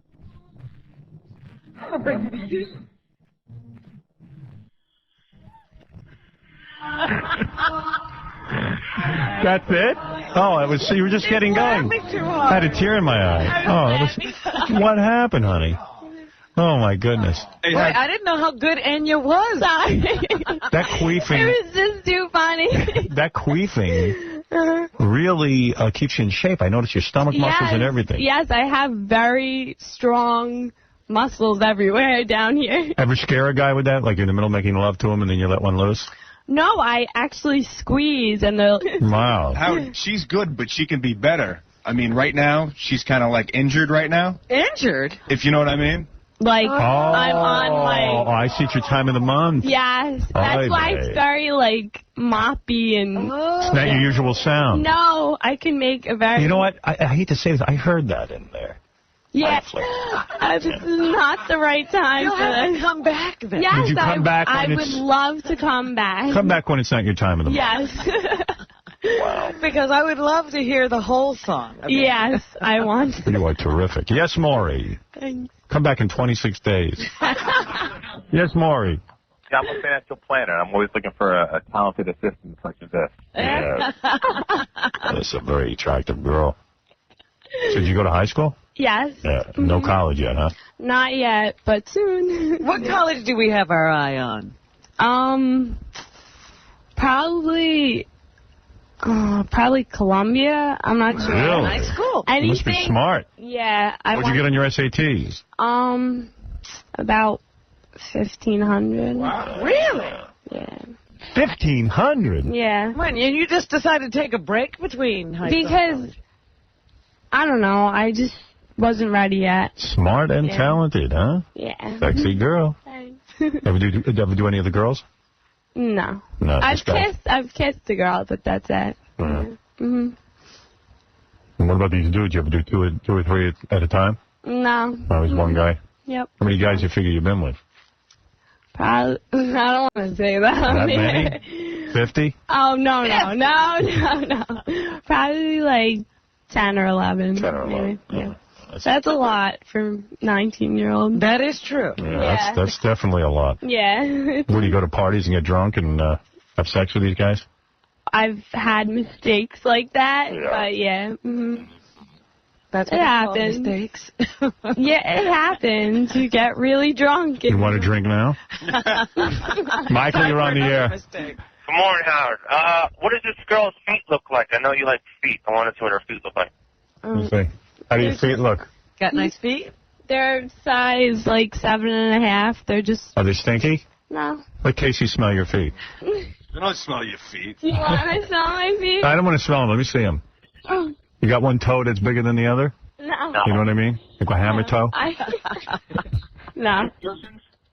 You have any piercings? Your tongue is pierced, isn't it? Mm-mm. No. My belly button was pierced, and I'm going to get my tragus pierced. Your what? Your tragus? My tragus. What's that? Oh, you know that, Robin. The little, like, lobe thing on your ear, the hard piece. Oh, really? Yeah. Yeah. All right, that'll look good. Yeah. All right, Howard, keep strong. Thank you. You wipe back to front or front to back? I don't know. I think Please say back, front to back. Back to... No, front... You're back to front. No, I don't know what I am. There I you guess go. I do it both times. Wow. Both Well, then ways. you're sweeping dirt back into the kitchen, huh? Oh, no, not that way. I never touched into the that. kitchen. No, it's very clean. Do you sweep dirt into the kitchen? No, I don't. That's so gross. Take off your shoe. Let's see your foot. Yeah, come on. You want to be interviewed. You got to get a prize for Rita the Queefer. She came all the way down here to queef for us. And there's no ukulele player. Are you want me to take off my... Let me just see. Let me see your, No, let me I see your don't foot. want you to show... Take no, your sock I didn't off. even get my toes done yet. Take your sock off and let me see it. It's gross. Are your feet gross? It's not gross. It's just not done. Like, Let me I don't see. have them Let me see. painted. Let me see. You have long nails? Or... Yeah, like they're not like long, but they're like... I'll give you $3. No, ew, I don't want to show you my feet. $4. I'll show you them when I get them done. Hold it a second. Here's Baba Booey. I didn't even know I was going to be here How tonight. much money to see her feet? Better take your sock off. I got money. No! How much money you got? I want to see more than feet. Let me see. Oh. We can start with $500. I got a $500 prize for you. Courtesy of Bally Total Fitness. Courtesy of Bally Total Fitness if you show me your feet. Are you serious? Yeah. $500. Okay, All right. All right. Show me your foot. I'll show you one foot. All right. I was going to give you... Pretty nasty. Wow. I haven't gotten them done in such a long time. Hold on. You got winter toes. Huh? Yeah, like really bad winter toes. All right. Here comes the sock. It's coming off. Phew. Oh, Phew. you can't smell anything. How dare you? Just kidding. Let's see. Come here. Let me see. Get a little closer so I can see your foot. They're kind of just white. They're not bad. They're not bad, right? Hey, dress those things up, put them in some nice heels. They just need a little makeup. Yeah, they're not ugly feet. There's a bunch of guys in the office listening to her saying there's no way she could be 1,500 on her SATs. Yeah. Ask her questions. Do you want me to show you? Ask her a I'll question. show you the form. Ask her, like, a math question. No, I'm bad at math. Oh, there we go. You got a 1,500. Well, how'd you get I'm bad. 1,500? I need a calculator and a piece of paper. Well, I can do it on a calculator. Yeah. All right, we'll start easy. I can't. Here's an easy, like a fifth grade question. What's the square root of 91? Of 81, I should say. Of 81? Yeah. The square root of 81. Is 9 times 9. 9 times 9 is 81. 144. 12.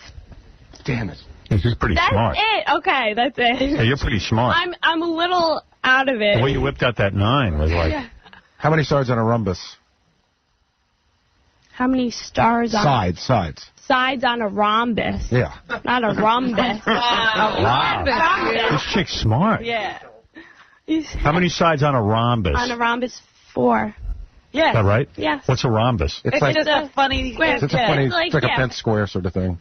Wow, she's smart. And she's right. It's not a rhombus. He's like a rhombus. The rhombus. Oh my Man. God, I'm leaking. Oh no! Adam? Oh no! Oh, you'll be fine. I don't want to leak on my pants. Go take care of that and come back. We got to test you. No more testing. Get her plastic. Throw it down on the ground. I'm here for my queefing abilities. You are good. Yes. Not only are you smart, you can queef. Yes. Ask her one last question. Go ahead. She's pretty good. No, these are tough. These are like actual SAT. All right, ask her a real SAT question. Doctor is to hospital, as sports fan is to stadium. Cow is to farm, as professor is to college, criminal is to jail. I don't even know what this means. I'm sorry. I don't understand. Ask her. She's the Give smart it to one. me in front of me. I could do it if it's in front of me. Yeah, give it to her. Yeah, give me. Is the answer there? It's not there, right? No, don't give me the answer. Give me the answer. Do you want my sock, Howard? I want to get Nah, you keep it. Come on. Smell it. Yeah. No, I want to rub myself against it. Someday she's going to be your financial analyst. You better put that sock down your pants. Doctor is the hospital, this person. Read it out loud. Doctor is to hospital, as sports fan is to stadium.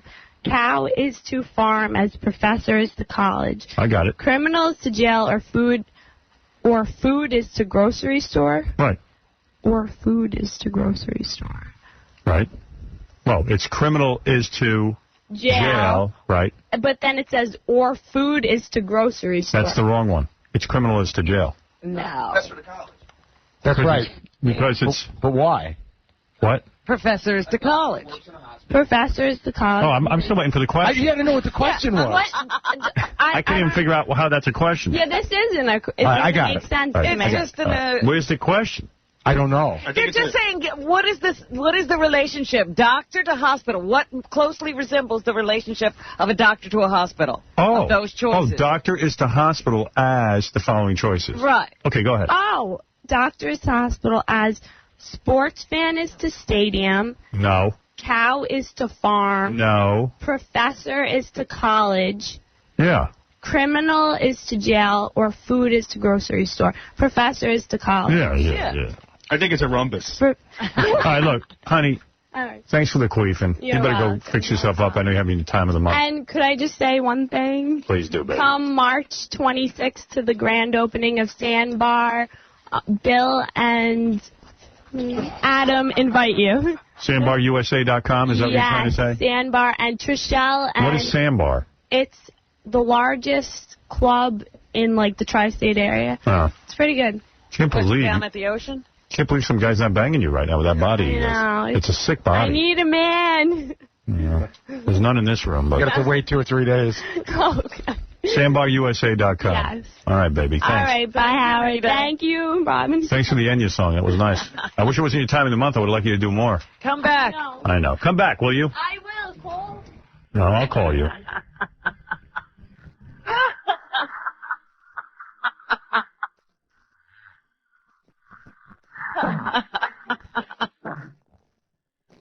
That was funny. I didn't know Enya could be that good. I love it. I usually don't like her. But you see a 19-year-old girl with that kind of body. Like she Crazy. probably does nothing to get it. It just popped out. Mm-hmm.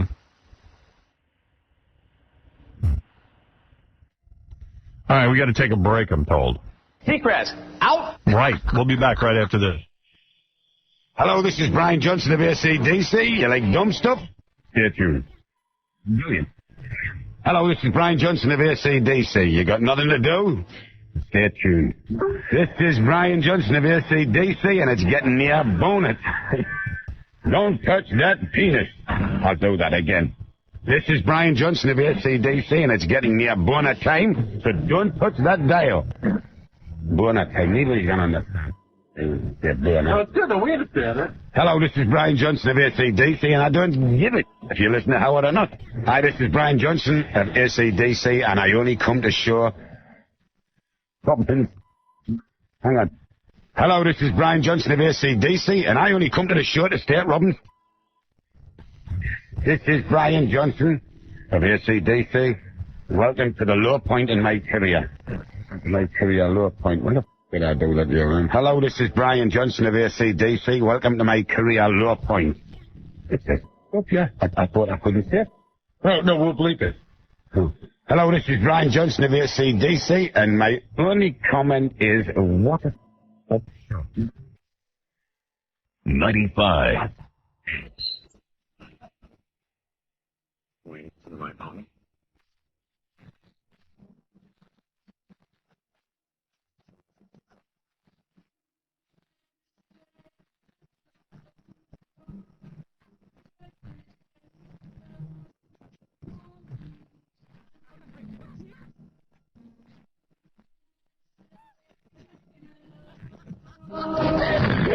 That's it? Oh, you were just getting going. I did a beautiful instant replay for you.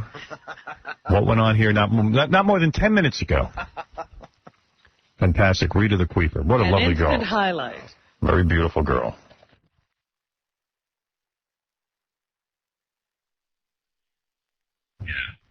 Are you all ready for March 16th?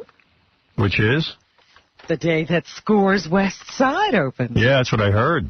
This is going to be some strip club. It's going to be the greatest, as they said in the paper, mammary mecca on the planet. I mean, Scores is opening up a... What is going to be so fantastic about it? Okay, I'll explain.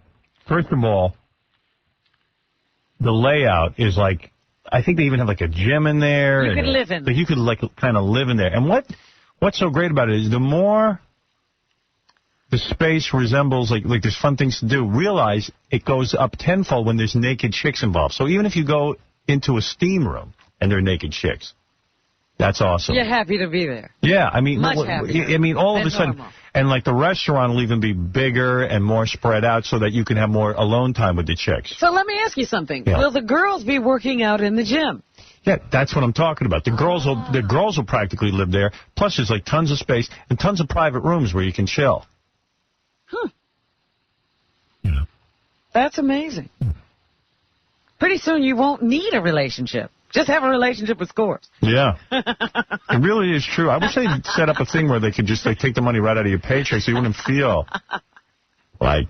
all dirty and like you got to pay for it. Like you could hire a girl for the month, and whenever you get into Scores, you know, she's your girl. Now we're talking like we wanted this to be Cambodia or Thailand. Yeah. That's pretty much what you want. Like a timeshare on some of these chicks. Who knows? But it's going to be great. Would you mind sharing if she had to rent herself out to several guys to... You know what it is? The more...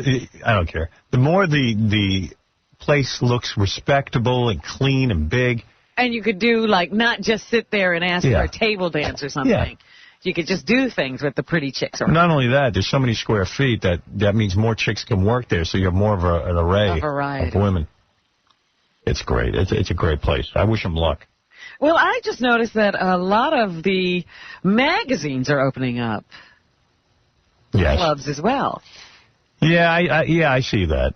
Like Penthouse opened up a club, and Hustler's got one there open. yeah. I was like, well, what's the Hustler Club going to be? I just can't imagine a better run place than Scores. And I've been to a lot of strip clubs, believe me. There was a time in my marriage I spent almost every night at a strip club. That's when you were married. Yeah. And I got to tell you, it's I've rarely seen anything as good as Scores. Rarely. Hmm. Seen a few that are up there, but not many. And just because you slap the name of a... Right. If you just say Hustler, it doesn't really mean anything in terms of strip club. I mean, you slap the name Hustler on a strip club doesn't mean it's not Hustler Magazine. And quite frankly, some of those skanks in Hustler Magazine, I'm not sure I want to see. You don't want to see them live. Yeah. So that's the point. You can't just slap You the got to name. have a talent scout, I suppose. It's a management thing. Yeah. Yeah, you know, a lot of those magazines try to do, clubs, and the girls all run over there and they work there, figuring it's going to be a big deal. They all wind up back at Scores. It's Scores Man 92.3, by the way. You can see his logo behind him. Yeah. Scores Man 92.3. There you go. SM 92.3. Yeah. Everybody's all excited about the opening. Very excited. Yeah, Ronnie's down there almost every weekend night. Yeah, consulting. How big is the place, Ronnie? Is it huge? It's pretty much the same size as the other club, but instead of being like a square like that place is, it's long. Uh-huh. The new place is long? Yeah, it's long. It runs from one side of the block to the other. Instead of being like a square, it's like long. Aren't they having like a gym in there? They have a gym. They're going to have this mezzanine level where, like, for VIPs to sit, where you sit above everybody. Yeah. And there's like a glass floor and a glass wall where you can see down into everything. Can you see up the girls' like little cocktail dresses and stuff? If you're down and they're up? Yeah, well, you can see everything that's going on, but they can't see you, which is the greatest part. Right. And it's... Yeah, that's good. You see, they designed that place for, like, like you're 12 years old, you don't want the girls to see you, but you could see them. It's done really cool. Like, it's done all retro, chrome and red. A lot of private rooms. A lot of private rooms, like little president's clubs with separate stereo systems where you could pick out your own music. Wow. Any bedrooms? No bedrooms. No bedrooms. You could pick out your own music. Yeah. I mean, you could have the girl dance whatever you want. You could put on like a jukebox. Yeah. Enya.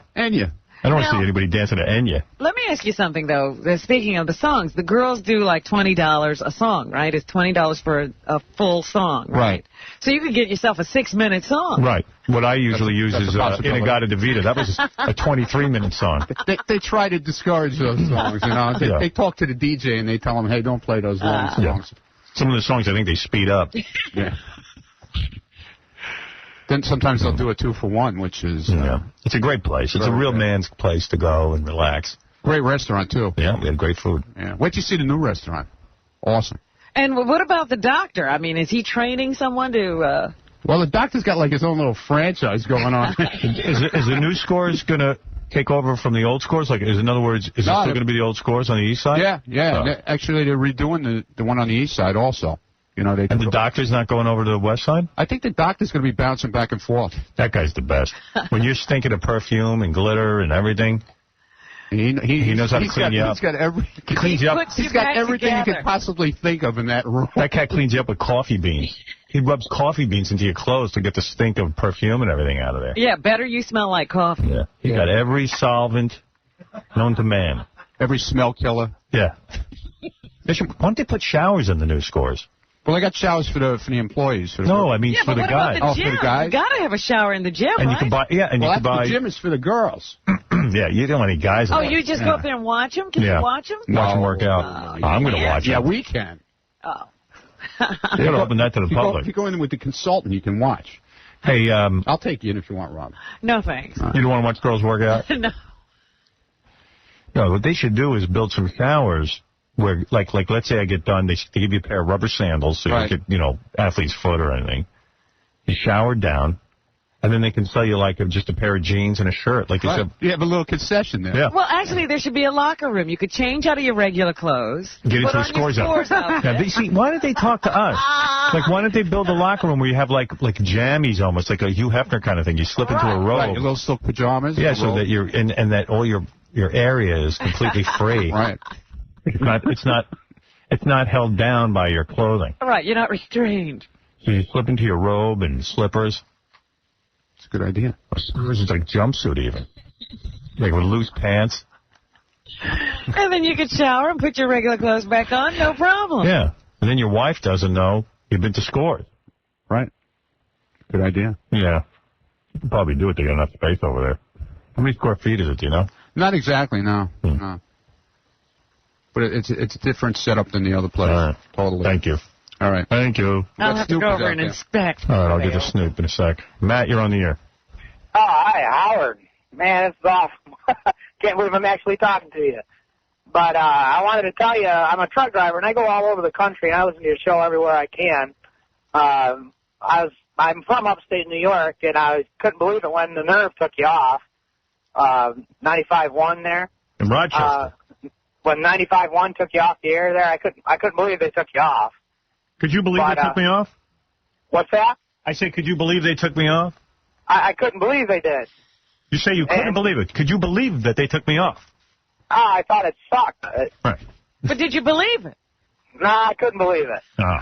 So did you believe it yourself? Yeah, now I do, because they did it, but... So you do believe it. You said you couldn't believe it. Now you believe it. So before you didn't believe it. So at what point did you stop not believing it? Well, when I turned on the radio and they had the same crappy music on they always do instead of your show. And what'd you say when you heard that? Did you say I don't believe it? I said this sucks and I changed the channel. All right. That's what I said. But at that point you didn't believe it. Well, at that point I started to. Mm-hmm. That's when you started. But I thought you might like to know that even though they took your show off the air, they're still using the ads that you do. Yeah, that would be that. You know what? First of all, they're in violation. They're not even allowed to be doing that. They're completely in violation of my contract with them. But they do what they want, that Clear Channel, don't they? Yeah, apparently. I thought you'd like to know because, you know. Well, then why, if I'm not good enough to be on their radio stations, am I good enough to read their ads? Well, exactly. You know, why they don't mind making money off you, but they don't want you to be on the air. I mean, it's kind of like catch-22, I think. Yeah, I thought the guy was embarrassed. Yeah, he's ashamed of my broadcast, but I'm good enough to read the ads. Yeah. Oh, I see. The live ads I did for them. Yeah, I thought you'd like to know. Thank you. So I don't believe it. Can you believe it? I don't. Now you don't believe it. No, I don't believe it. Thank you. All right. No one believes it. Someone told me Snoop's back to smoking weed. Well, did you really think he was going to be able to stay off of it? Hell no. I knew he'd be back on the weed. Howard, I can tell you he's definitely back on the weed. What was that all about? I'm not going to do weed anymore. Yeah, what happened to him for a second? Yeah.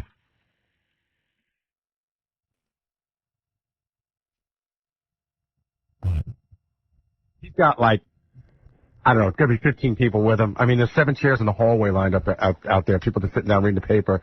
And he's with that guy, Magic Don Juan. Don Magic Juan. Don Magic Juan. Oh, the pimp? Yeah, and he was smoking a cigarette. Who was Don Magic Juan? Yeah, and he was smoking it through his nose. It was a big fat cigarette. He just took it, stuck it in his nose, and inhaled it. And Don the Magic Juan? Yeah. He smokes a cigarette through his nose? Yeah, it looks like a cigarette. Oh. He must have rolled it himself. Yes. So what is it? Some guys are allowed in the green room with him, and then some have to sit outside? Yeah. That must be like guys who can smoke weed get to be in the inner circle. Yeah, I guess so. Then, I couldn't see those guys outside. Then there were 2 women who didn't want to be on camera, so they're up front taking a nap. Are they hot? One of them's really cute. Black or white? She's a blonde chick, a white chick. I mean, they're both cute. So they hang out with white chicks? There's one white chick. There's one white chick that I think works with them, and then this other white chick, I think she's just part of the gang. And who are all the other black? What is it, all black guys or any white guys in that group? There's one white guy that's, probably the record company guy. Yeah. And then it's all like, cause the black guys that are with him, you can tell because everyone's got one of those throwback jerseys on. I see. What are they all about, the black guys? Are they rap guys? Or are they like... Is that like a crew? Is that part of a crew? Dog pound Dog or pound. Or something. But, because Isaac and I were just talking about, like... I can never figure out what's going on with these rap guys. No. But that's what Isaac and I were just talking about, how Mike Tyson... had all those bills because he had, cell phone bills for 28 guys. This is just a lot of guys that look like they're with him. Is Snoop paying for all these guys? I don't know. Or do they have record contracts? Because a lot of times, it's like G-Unit and Let me write Dog Pound. Let me write down all these questions before I forget. You don't know who anybody is. Because in the notes it said that at one time Snoop had a $4,000 a day weed habit, which we thought was a lot of money. And then Isaac said, well, that's probably weed for everybody. Right. Oh, by the way, I got a note from Bill O'Reilly, the guy on Fox. Yes. I guess Snoop was supposed to do his show, and then Snoop came to his senses and figured not to do it. Because Snoop didn't want to be there while Bill O'Reilly pounded on him for rap lyrics. He realized that he'd just go there and get attacked. And Bill O'Reilly is telling me on the phone how much he loves me and how he owes his whole career to me, and if it wasn't a me, there wouldn't be him. Then he's on TV the other night saying how, oh, well, I'll play it for you later. He didn't exactly defend me. Uh-huh. Well, everybody's two-faced. I'd expect that of him. Yeah. Yeah, I'm bad for the kids like rap music. Not really impressed. Yeah. He's good for kids. By the way, he's busy defending Mel Gibson and interviewing him. He doesn't tell you he has a business deal with Mel Gibson because I think Mel Gibson bought the rights to one of his books. Really? That little love book he wrote, which, by the way, Bill O'Reilly's book is filled with filthy, dirty sex scenes. That's before he figured out to become conservative. Right. Now he writes you a book and tells you things you already know. Yeah. But he didn't exactly defend me. And he doesn't exactly tell the audience he's got a business deal with Mel. Mel. That's what I heard, he has a business deal with him. Well, I'd like to hear that later on. No problem with Mel Gibson's movie and the violence. His problems with violence in Snoop Dogg's records. Or in a video game. But he has no problem with Mel Gibson's violent movie. Well, that's good violence. Oh, that's good violence. Okay. Oh, I didn't realize it was I didn't know. Good violence. That's violence for a point. And Snoop Dogg didn't want to walk into that Viper den? Gee, can you blame him? Maybe he will just like to enjoy his life. Yeah, like he Why needs does he have that. to fight with Bill O'Reilly? So now Bill's upset because he wanted someone to fight with, an easy victim. Because, Snoop's cranked out of his head when that pot he smokes. He doesn't want to. He's just like, hey, man, for schnizzle. Yeah. Where's Snoop? I got to talk to my brother. I know what's going on there. O'Reilly's going to get all bent out of shape because Snoop smokes weed like nobody else does. Meanwhile, Rush Limbaugh's on OxyContin. The hero of the right wing. That's right. He's busy taking OxyContin. I'd rather I'd rather have Snoop on pot Right. than Rush on OxyContin. Anybody. I want to go home. Here's my man for shizzle. For schnizzle. My brother. Hey, Don Magic Juan. My brother. My brother. How are you? Yo, Howie. My man. Hello. What do you say, brother? Good to see you. How you doing, my brother? Thank you. Thank you. Now, this must have been the uncle that That's Snoop's uncle. Snoop the ropes. That's Snoop's uncle, right? Yeah. I know you, my brother. You're the uncle who got Snoop into pimping, right? That's right. How long were you in the pimp? How long were you a pimp? About 100 years ago. Still pimping. Are you still a pimp? No. The women pimp me. How many bitches in your stable? About 200. Really? That's right. Look at this man. Now, these aren't exaggerated figures, are they? Were you proud of Snoop when he modernized pimping by doing it through the internet? I'm always proud of my nephew, Howard. Right. You guys do look similar. You know what I mean? You got that whole Snoop thing. It's in the genes. They got great features, man. Yeah. That's right. How you doing, Don the Magic Wand? I'm being blessed, Howard. You know, it's always a treat when players meeting. Stephanie stepping up our game with Big Snoop Dogg and Uncle Junebug. Hey, this new Uncle Junebug. happening. I just can't imagine Got it right. Yeah. where Don Magic Wand gets these clothes. Who makes your clothes for you? Well, I got a tailor over in Hollywood and one in Chicago, Barbara Bates, man. I search, in L.A., down in the garment district, and look for that, material that's one of a kind, so me and Big Snoop Dogg, you dig, we can be like no other player. Yeah, my friends out in the hall were saying that you could actually smoke a cigarette through your nose. Well, one thing about it is I like, not cigarettes, you know what I mean? You know what I'm saying. Earth. I like the smell. Right. Yeah, So it's early in the morning, that's fresh, grass smell, Yeah, You know how fresh some people smoked like lawn. to wake up to coffee, you know what I'm saying? They like that fresh scent of coffee. We like our little fresh scent. Snoop, so many things have changed since your last visit. You decided to go back to smoking pot, right? Nah. I put you back on. Nah, I just like being around it. Oh, so you have other people smoke. Yeah. You just get a contact. Exactly. I can't imagine you not smoking pot. I mean, that's your whole thing. I mean, you know what I'm saying. Yeah, I can dig it, baby. Yeah. It's like you without telling jokes, huh? Exactly, my brother. Salam alaikum. Yeah, but hey, Howard, you're looking at definitely in this new Macalenium a new and fresh and improved Big Snoop Dogg. He done stepped up his G, he done stepped up his P, he done stepped up his acting, he's definitely done stepped up his rapping. Hey, this is what's going on in the Macalenium now. Yeah, now you are in the new Starsky and Hutch movie, right? Yeah, I play Huggy Bear. Are you good in it or what? I don't know. You got to go see it and let me know what's happening. Are we talking Academy Award or? You know they ain't gonna get no nigga like me no Academy Award. No way, they're gonna give the black man. I'm not gonna give a real black man. Yeah, they gave one away already. That's enough. They're gonna give like white acceptable black men like Denzel. I'm liable to get an NAACP award though. They're gonna give Halle Berry, because she's more white and she is black, an award. But it's a real brother, a full black man, a full African American, they would never give it to. Let's go. Am I right? I don't know. They may make Snoop Dogg the first one to get it. Things are possible, when you believe, Howard. By the way, I think it was, well, before I get to this other thing, but so this whole entourage out there, you got to pay all those people, Snoop? I mean, what's going on with your Who finances? are those people? Snoop, get on that microphone. I can't A hear lot of them is like my friends and my homeboys, or either musicians or just, people that I just like having around me. You know what I'm saying? For the most part. Yeah, you got to get them on the payroll, though, right? I mean, if you're working, you get paid, but if you ain't working, you ain't getting paid. You can just hang but not get paid. It depends. How many people out in the hall are getting paid by the Snoop Dogg organization? Probably everybody. Everyone out there.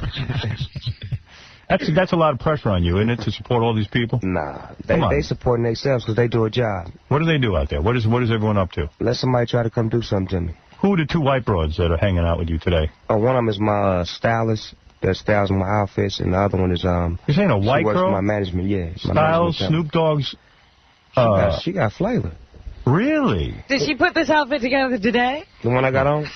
Yeah, all the time. So, in other words, what is her job? She goes out and buys clothes for you, and then you wear them? We coordinate. I tell her something that I want to wear, and she go out and, you know, piece it together and make it Wow. You have a banger?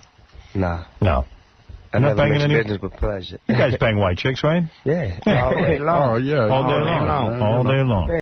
Yeah. All whitey then. Uncle Junebug, you got white girls in your stable? White, Japanese, black. I even got a horse in my stable. A horse? A horse. Wow. And I named him Howard. You married at all? My wife deceased. She passed away like 5.5 years ago. I guess when you brought the horse home, she said, I can't take I had enough of this man. That's who I want to bring home over there. The old sea biscuit over there, huh? Yeah.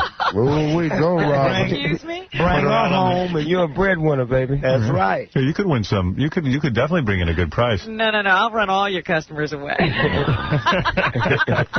Just live with what you're making, baby. How did you get Snoop into the pimping business? I mean, like, how do you take a young man and introduce him into that life? We don't have. It's already in the genes. Mm-hmm. Hey, it came from my daddy, me, Snoop. It's just in the genes. Yeah. We grew up being pimps. It's like a family full of basketball players, or, for example, I give you a family full of actors. Right. That's right. You know, if you got the Fondas or the Sheens or the Sutherlands or whatnot, It's just a family business. it's just a family business, baby. Yeah.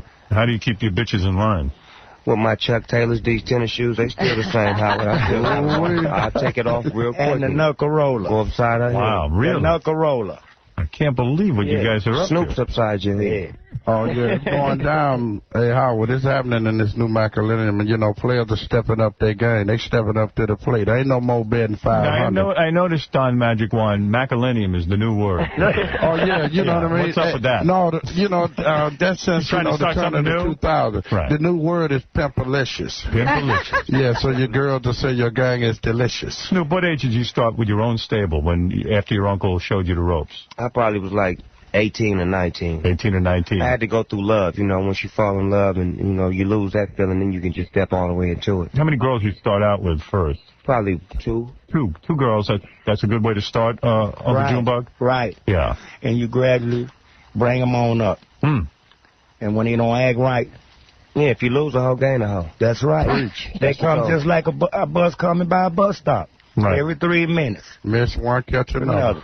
But if you lose a hoe, doesn't word get out that you can't keep control of your hoes? No, because that's part of the game. Sometimes you have to lose one in order to gain one. You learn from your losses. Are you saying you can't get attached to a hoe?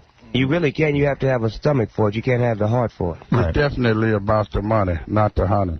Right. Right.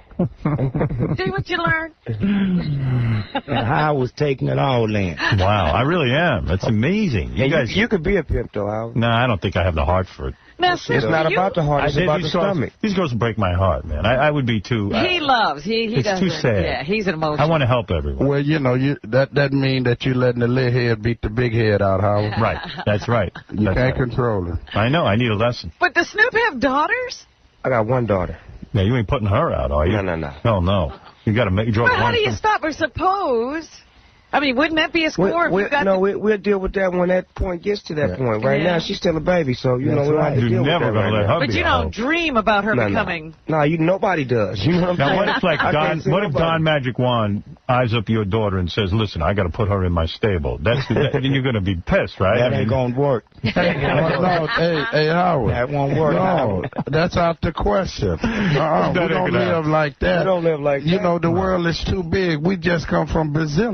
Right. So, you know, it's room over there. So we don't, it's just like the pimp gang. We don't invade each other's territory. There's much room out there. We just left Brazil, and there's a million chameleon Brazilian chicks over there waiting. What were on you us. doing in Brazil? Promoting Starsky and Hutch? No, I was over there doing a show. I did a concert over there, and 65,000 people came out to see it, and we gave them what they wanted. Almost all the girls there are hoes, right? Damn near. Right. Love you. And Howard, they love you, Howard. They love you. Did you? They could speak no English, man. Did you make love to any of the Brazilian women? Yeah, man. You know, it was a great opportunity, man. What about you, Uncle Junebug? Ask my nephew. They couldn't speak no English, but they could speak Dinglish. Right. And I love you. I love you. And all they say is, I love you. That's right. Yeah. Where'd you go to meet these whores in Brazil? They come to us. Right. We don't have to go to them. They come to the concert? That's right. Oh, man, it was full. We performed in 3 different cities over there, man. And the whole tour, it was something like 100 and some thousand people that Snoop Dogg performed to. It was live. Yeah. Did you guys wear rubbers when you were with these hoes, or what? All the time. All the time. You got to be careful. You got to stay laced up. You did? Right. I hear you. Church. Tie them tennis shoes so you can walk straight. Right. Reach. So did you guys get to visit any museums or see anything Yeah, did you cultural? see any of the culture? What was that all about? I mean, for what? When we was looking at the museum, we were staying right on the beach there. Exactly. I ain't trying to go to no zoos. I mean, we got animals over here we could see. Right. All right. Well, I see that. So your entourage out there is your stylist, and the other white woman is from the record company? No, she's from the management company. Management company? Yeah, I'm managed by the firm. And then everybody else is black out there, right? Yeah. Yeah, that's got to be brothers that. and sisters. Right. Now, and what do all the brothers do out there for you? A lot of them handle different situations. It's just, different job titles, security, Right. You got anybody after you? Now, we had that Suge Knight in here last time. He's still talking crap about you. I don't know why. I think you know what I think? I think he's my biggest fan. I think Suge Knight is my biggest fan, and ever since I left Death Row, I don't think he's been able to, He is so angry you left Death Row. That's what it is. It's like when your kid leaves your home and you feel like, well, you're not old enough to leave my house, and your kid move out your house, and his house is better than yours. Yeah. He got a bigger car than you. His job is better than yours. You become hateful towards your kid.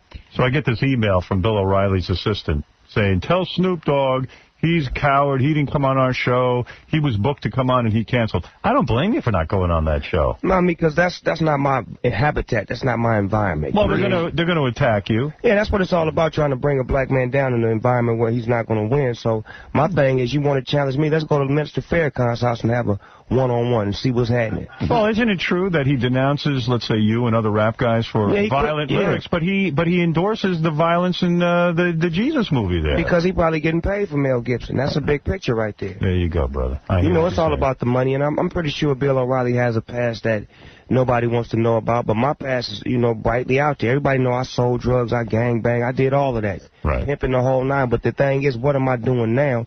And this man tends to dwell on young black men who get their lives together. It's not like we continue to live like we were living. Now, if I was living like I used to live, Bill O'Reilly, I'd have you effed up right now, Jack. Well, the point is, too, Rush Limbaugh's on OxyContin, so all a lot of these guys are probably high anyway. Yeah, but some of the things that he was speaking on, he only speaking about the past. Snoop being once a part of the problem, he has become part of the solution. They don't talk about the things about the coaching the kids, going around to the schools, doing these benefits for kids, even in the midst of a big tour and everything. Why O'Reilly don't say nothing about them things? What is it, looking into the past? Some people got futures, and that's what we're living in, the future. So how could even the Muffet people even go with that, knowing that this man that did this back in the days? Let me hear what this guy had to say. Time now for the most ridiculous item of the day. Rapper Snoop Dogg was supposed to appear on The Factor this week. Apparently, he's in a new movie, but there is no truth to the rumor. It's a remake of Benji.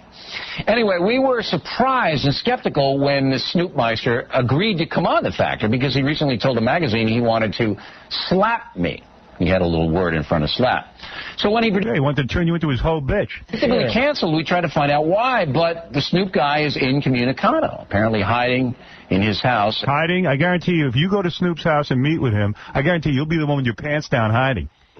And Uncle take care of it. He would take care of you one-on-one. See, but you know what I thought when I was going to do a show? I was like, I'm going to go in there and I'm going to debate with him and show him that I'm a very intelligent black man. I'm able to, use my mental gymnastics to outflip him. But then I said, you know what? Why would I want...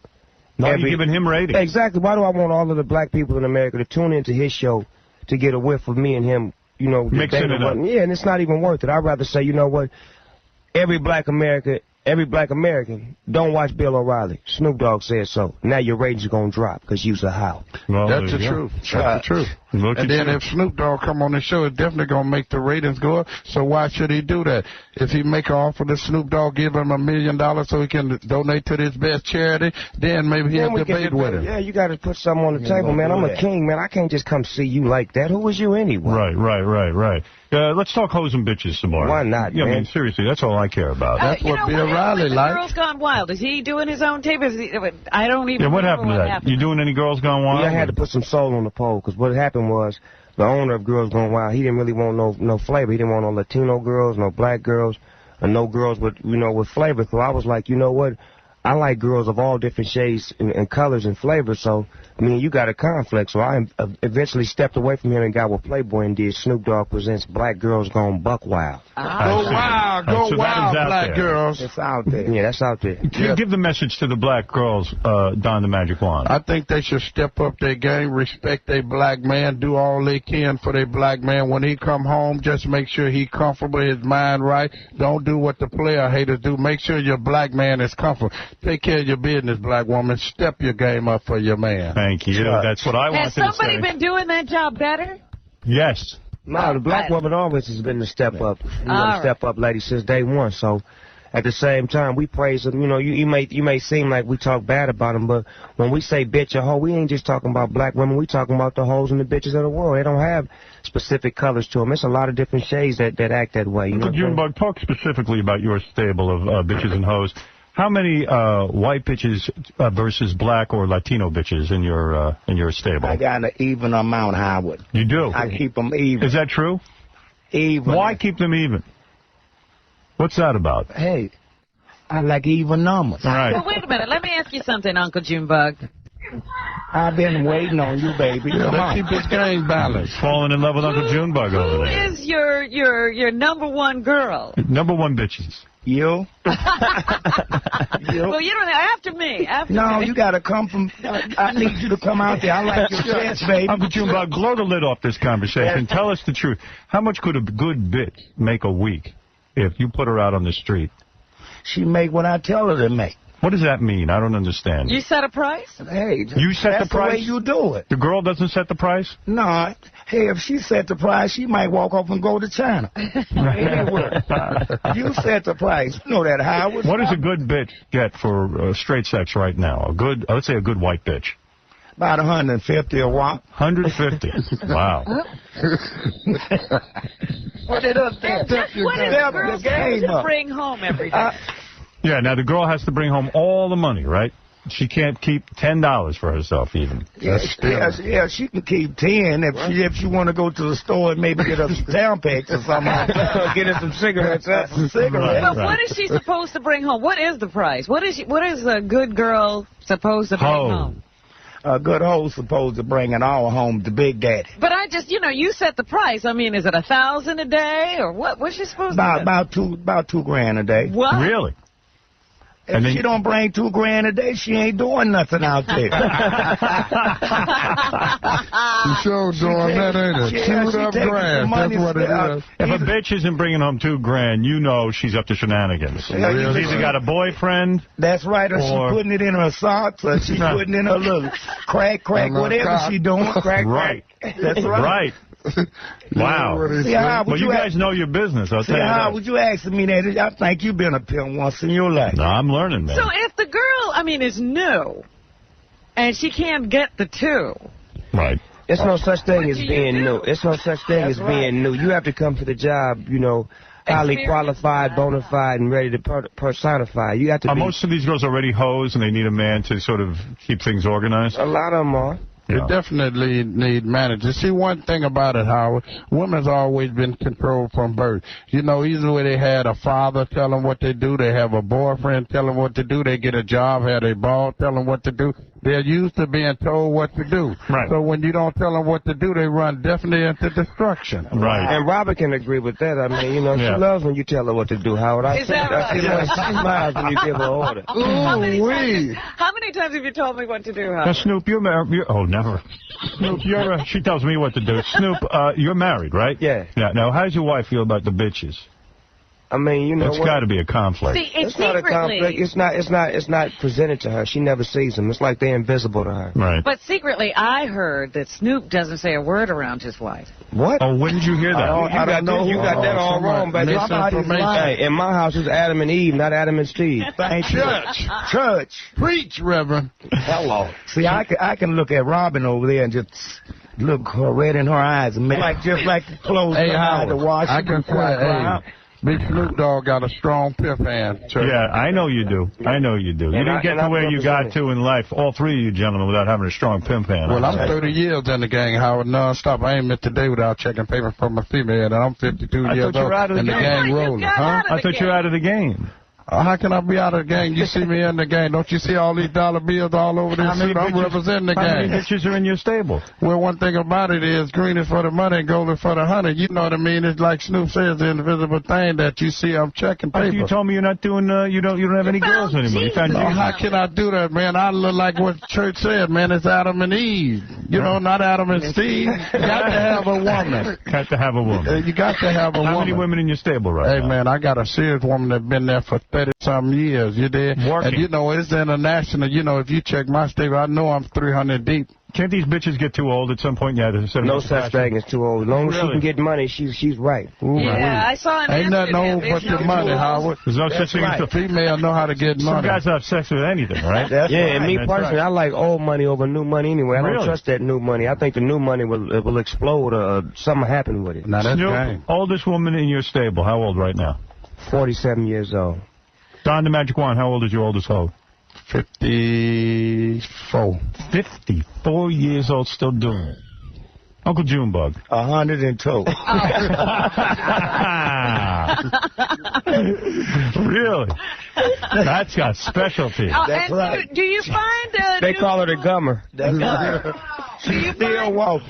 Sure. Long as she have her hands, Howard, she can do the job. Hey, Howard, some of you never had them any older guilt. women is the best catch, Howard. Right. And your wife, Snoop, she lets you have sex with other women. She just keeps it. She just lets it happen. I mean, you got to understand one thing. You know our lives, Howard. Right. It's a certain amount of control there, you know. Yeah. You believe what you see and you see what you believe. Right. And one thing about the gang, Howard, it ain't all the way about sex. You know, the man got a serious mind. You know, it's just rapping about it. You did. You can talk to them females and get that money. It ain't all about doing it. Now, that's one of the old history of the gang. Wow. Do you find anything different about the old hoes and the new hoes? Yeah, the old hoes are stuck in their ways, you did? Yeah. And the new hoes, you can really mold them and shape them and groom them. That's right. You know, you want them to step the game up.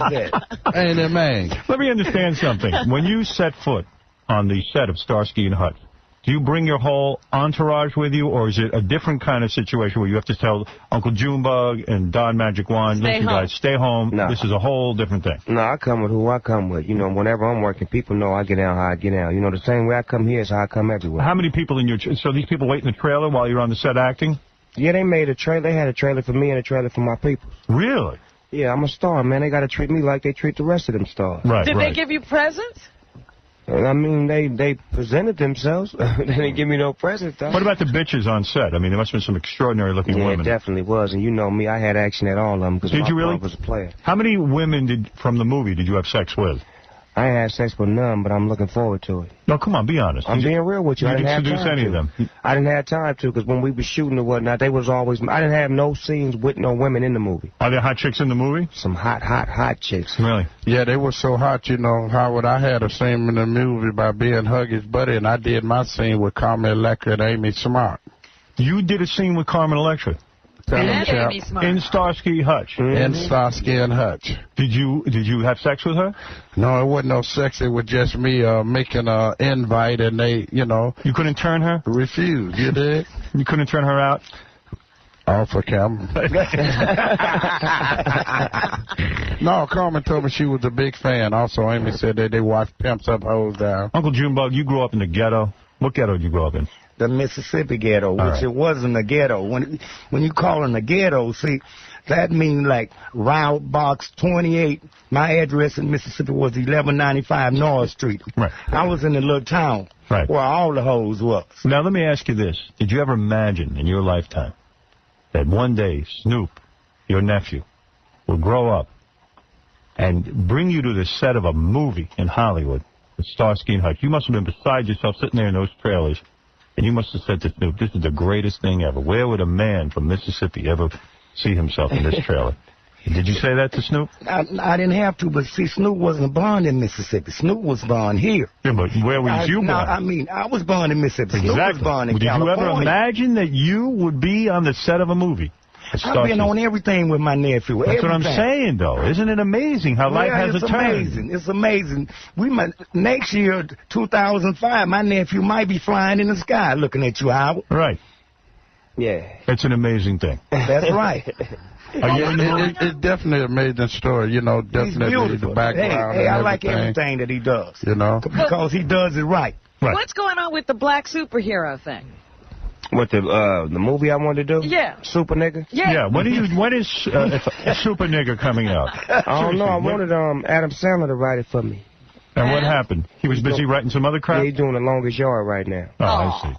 So is anyone going to work on this film where you are a black superhero? I don't know, man. Hopefully somebody listening to your show will pick it up and take it to the next level for me. But I think it would be a great movie because there are no black superheroes, and I feel like... Is it a comedy, or would it be serious? I think it would be a comedy with a little bit of seriousness in it. Right. Because it's funny to have a black superhero. What do you see happening for, what would Super Nigga's powers be? He'd get a page on his page that says, Super Nigga. Right. The swap meet is being robbed. Right, he'd be a part of the crowd. So you're saying Super Nigger would get, is it nigga or nigger? Nigger. All right, nigga. Exactly. All right. Super Nigga. But he's sort of like the anti-hero. Right, so Super Nigga would get a call that they're robbing a bank, and Super Nigga would show up and rob the bank with the brothers. Exactly. Then he would turn back into his regular self. Right. You know, at the end of the crime. Like Clark Kent, dig that. And who would Super Nigga's arch enemy be? Bill O'Reilly? Definitely. Yeah. We'll call him Jill O'Reilly, though. Well, that's a movie I'd go see. I tell you, I'm laughing already. And I certainly hope Uncle Junebug will be in there. That's right. All right, and Don the Magic Wand. Oh, no question. He'll be the head of the Legion of Doom. Right. Well, you guys never fail to entertain the audience. We love your show, Howard, on the real, man. I want to say this before you do what you do. That's right. This is one show that I always make a point to come to whenever I'm in New York. Thank you. You know, that's why I was like, you know what? Bill O'Reilly, let me throw him off the list, man. I need more time with Howard and do this real situation right here. I'm not going to give him that. But this show to me is like it's real because every time I'm on the streets around the world, everybody always say, man, I seen you on Howard, man. You were great. And it's just a good feeling to be able to be received like that. Your show is off the hook. And FCC these nuts for cutting you in half like that there. Well, thank you for showing some support. We feel like rappers at this point. Right under now, attack. I'm the biggest outlaw, and you know this. All three gentlemen on this couch understand what it is to have the law after them, to be falsely accused by the man. Yes. You're going to be all right, though, Howard. We praying with you, Howard. Thank you. We got famous players all over the world that's praying with you, and we believe in your side I of am it. a gangster. And in the faith outweigh that.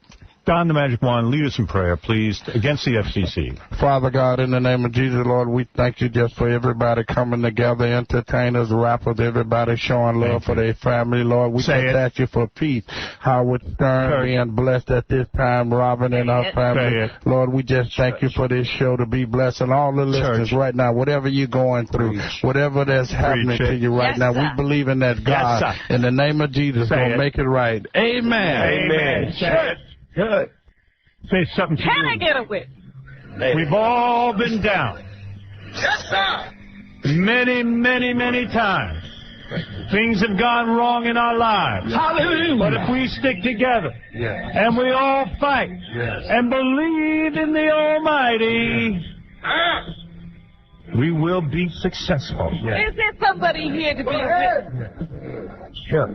Go. Signify. I am the witness. Testify. We all had bad hoes. Yes, sir. But here's to a world without a bad hoe. Yes. Here's to a world where every girl is clean. Yes, sir. Here's to a world where every girl listens to whatever we have to say. Yes. Yes. Leave no hole behind. And bring me more. May the Lord leave no hole behind. May Super Nigga be a #1 movie. Yes. Oscar winner. Oscar. You know what Super Nigga's kryptonite is? What is it? A bad hoe. Preach. Say it. Say it. Bad hope. I want to thank my three brothers for coming in here today. I wish you luck with Starsky and Hutch. All the time. When's it coming out? Comes out tomorrow. Yeah, this Friday. Okay. How was it working with those white boys? They treat you all right? Man, they was cool. Actually, Ben and Owen, you know what I'm saying? They treated me like an actor. You know, Yeah, I've but done a lot of Arthur, how stuff. do you got? You're awfully tall compared to them. Yeah, you must have made them feel like fidgets. You know what I'm saying? You know me, man. I'm cool with it. You're cool with it all. Yeah, all the time. Hey, they need to see the movie. I mean, Snoopy. You saw it? Yeah, man, it's a great movie. It's funny. I mean, Huggy Bear, he definitely did his thing, man. I mean, it's definitely supporting Did you have to for an Oscar. Snoop, did you have to audition for the part? No, they told me a couple of actors were trying to get the part, and then I told the director, look here, man. You'd be ludicrous to get that role to them. That's me. Ah. Who were some of the people who tried to get that part from you? Chris Rock and Don Cheadle. And you beat them out? Come on, man. It's Snoop Dogg. Right. That is And fantastic. everybody agreed that he definitely would leave with Huggy Bear. And those are some quality actors and comedians, I might add. They're sharp at what they do. Oh, yeah. Hey, listen, man. You're taking over Hollywood. No, they can't do what I do. They can't bring the imp into the pimp. I'm proud of you, man. Preach. Me too. You my brother from another mother. You know that. Hey, that's exactly how Let I me ask feel. one final question. What is Don Magic Wand always drinking? He always has a cup. With That's Famous Players Energy Drink. How much does a cup like that cost? You have a diamond encrusted emeralds on your cup. Even your cup is looks like what a king would drink. Well, see, Howard, we're going to have to get you one from the famous glass lady, you know, Debbie over in Chicago. She make these. I can't imagine. You're like a king. You treat yourself like a king. Well, you know, I'm being blessed, Howard. I respect what God has done for me, man. I got movie deals. I'm running with Snoop, man. We touring Look at the your world. jewelry. How much is the jewelry worth that you wear? Your bling bling, as I say. Well, I don't want to put it out there. Already paying taxes as a pimp. You dig? I don't want to increase it. You But dig? I've I never like them to seen- stay at the figures. I've never seen rings like this. Well, no, everything you see here is custom to the fitting. You know what I mean? I don't wear things that's bought out of the counter and things like that. Well, I got news for you.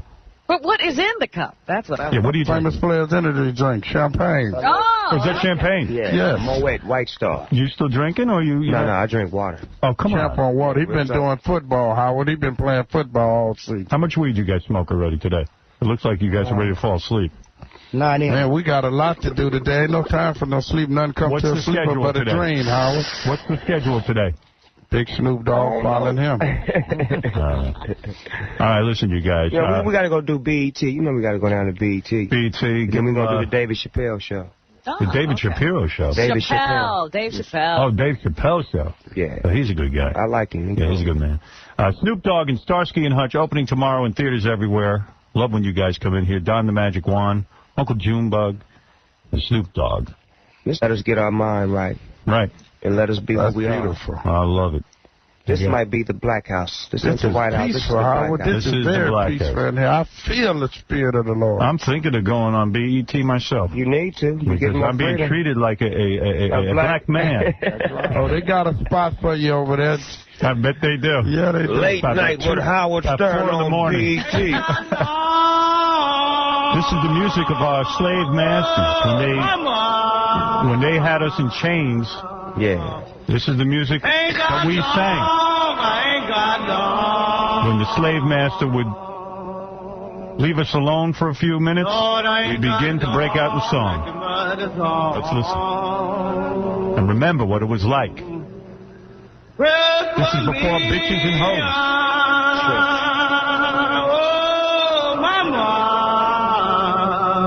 Music's depressing the hell I know. out of me. I'm All about to cry. I could kill myself. I like it. I could take that and make a fly record up out of that. You're damn right. All right, listen, guys. I'm going to take a commercial break. Thank you for coming in. Starsky and Hutch is the movie. Opens in theaters everywhere tomorrow.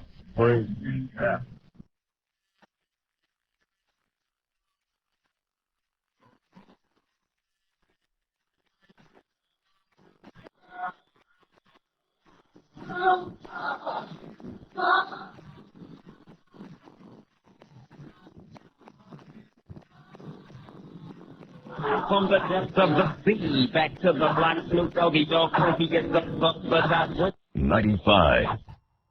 Yeah. Hello, darkness, Should Howard Stern be booted off the air? Well, I think what Howard Stern should do is not air indecent material. Hello, darkness. I don't think he has to be booted off the air, but if he continues to break the law, then those stations are in danger of losing their licenses. Sound of Stern silence is a death rap. Free speech. It sure is. Secret. Out. From director Mel Gibson, the man who gave us a taste of anti-Semitism with his movie The Passion, comes a motion picture that makes his Jews Kill Jesus movie look like a Disney cartoon. Mel Gibson presents The Jew-Hating Movie, a film about what else? Hating Jews, starring Mel's 88-year-old father, Hutton Gibson. This is absolutely ridiculous. And those Holocaust museums are put up at our expense. It's not maybe not all fiction, but most of it is. For instance, the gas chambers of the crematoria at Auschwitz. Experts have gone over and examined that stuff and said that it would not do the job. It's Hutton Gibson in The Jew-Hating Movie. George W. Bush says, what a great film. Stacey Hitler says, it's a feel-good movie just like my daddy used to make. And Daniel Carver gives it 3 burning crosses. You know what it takes to get rid of a dead body? A liter of petrol and 20 minutes. 6 million of them? We beat them because they ran out of gas. Don't miss Hutton Gibson in the Mel Gibson film, The Jew-Hating Movie. Get with a Jew and make him pay. The Jew-Hating Movie, rated R for racist. I want to go see that. The Jew-Hating Movie. I love it. The Passion of Howard Stern coming out soon. Great movie. It's my real parents, and I'm on the cross. The FCC is trying to burn my feet and ripping up my skin, and my father goes, "You see, I told you. You didn't have to. What you should do is pull back now. You shouldn't. Now they're out to get you. So don't go crazy." And then, is this based on real events? And then you went crazy. Now look what you did. I told you not to do that, you moron. Oh, what's wrong with you two? This is all going on at my feet while I'm being crucified. What's wrong with you two? You can't even hang on the cross. I can't. Can you two leave me to hang on the cross? I prefer the FCC killing me to listening to this. If you would only listen, you had a good thing going. They're just telling you to calm it down, that's all. Oh, please. The two of you need to meditate. What?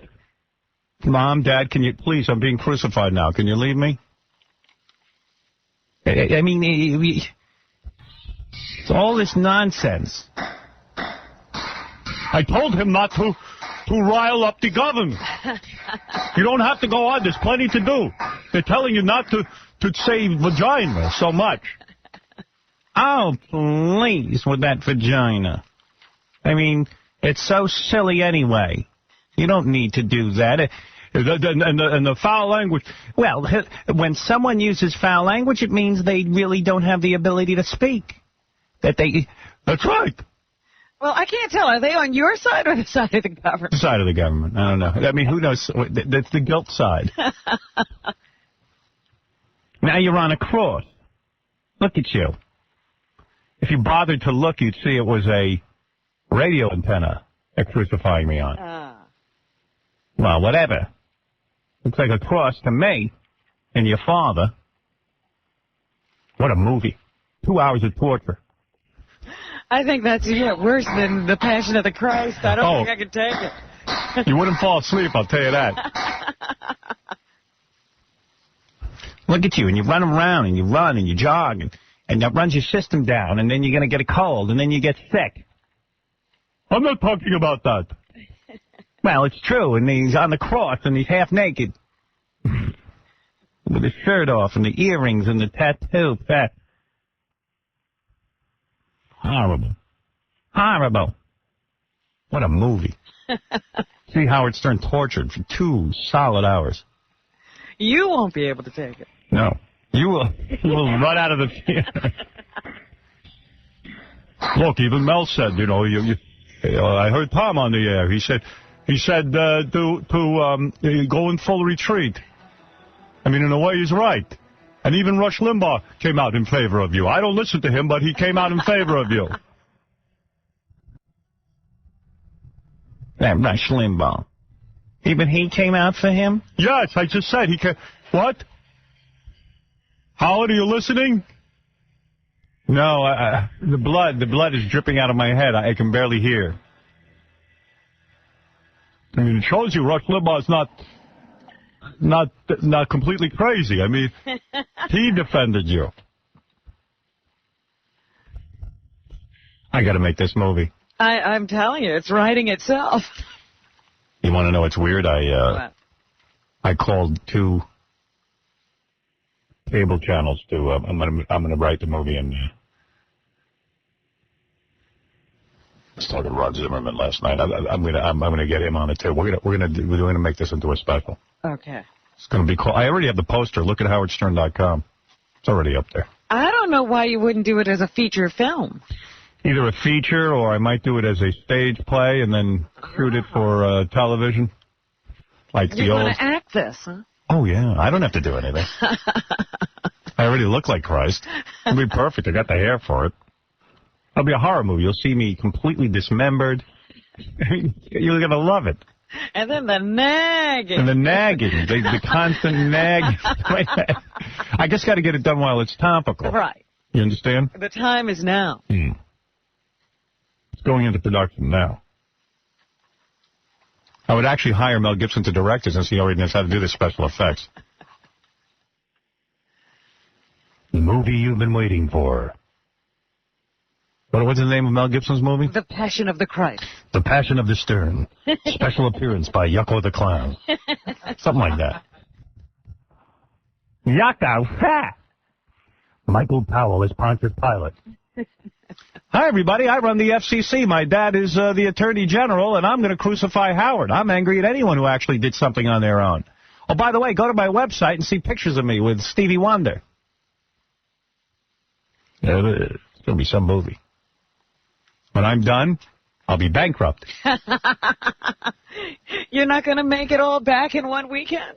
No. And then you'll see Clear Channel as the evil cabal. They get together and plot against me. Because they take over the world and the entire music industry and the radio industry. And they get all the filth and dirt off the air.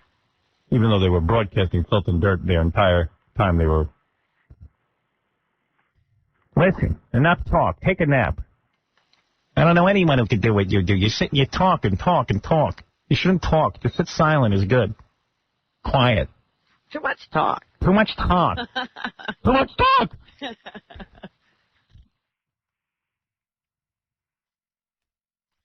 All right. You want to do some news? Certainly. Janet Jackson is Mary Magdalene. She'll whip out her boobs every 2 seconds in the movie. Right? Right. Don't sleep near your clock because the radiation will get into your head. What? You'll be kidding me. There's nothing wrong with the human body. It's beautiful. Oh. Oh. All right. It's going to be awesome, that movie. I'm really working on it. I'm not just saying it.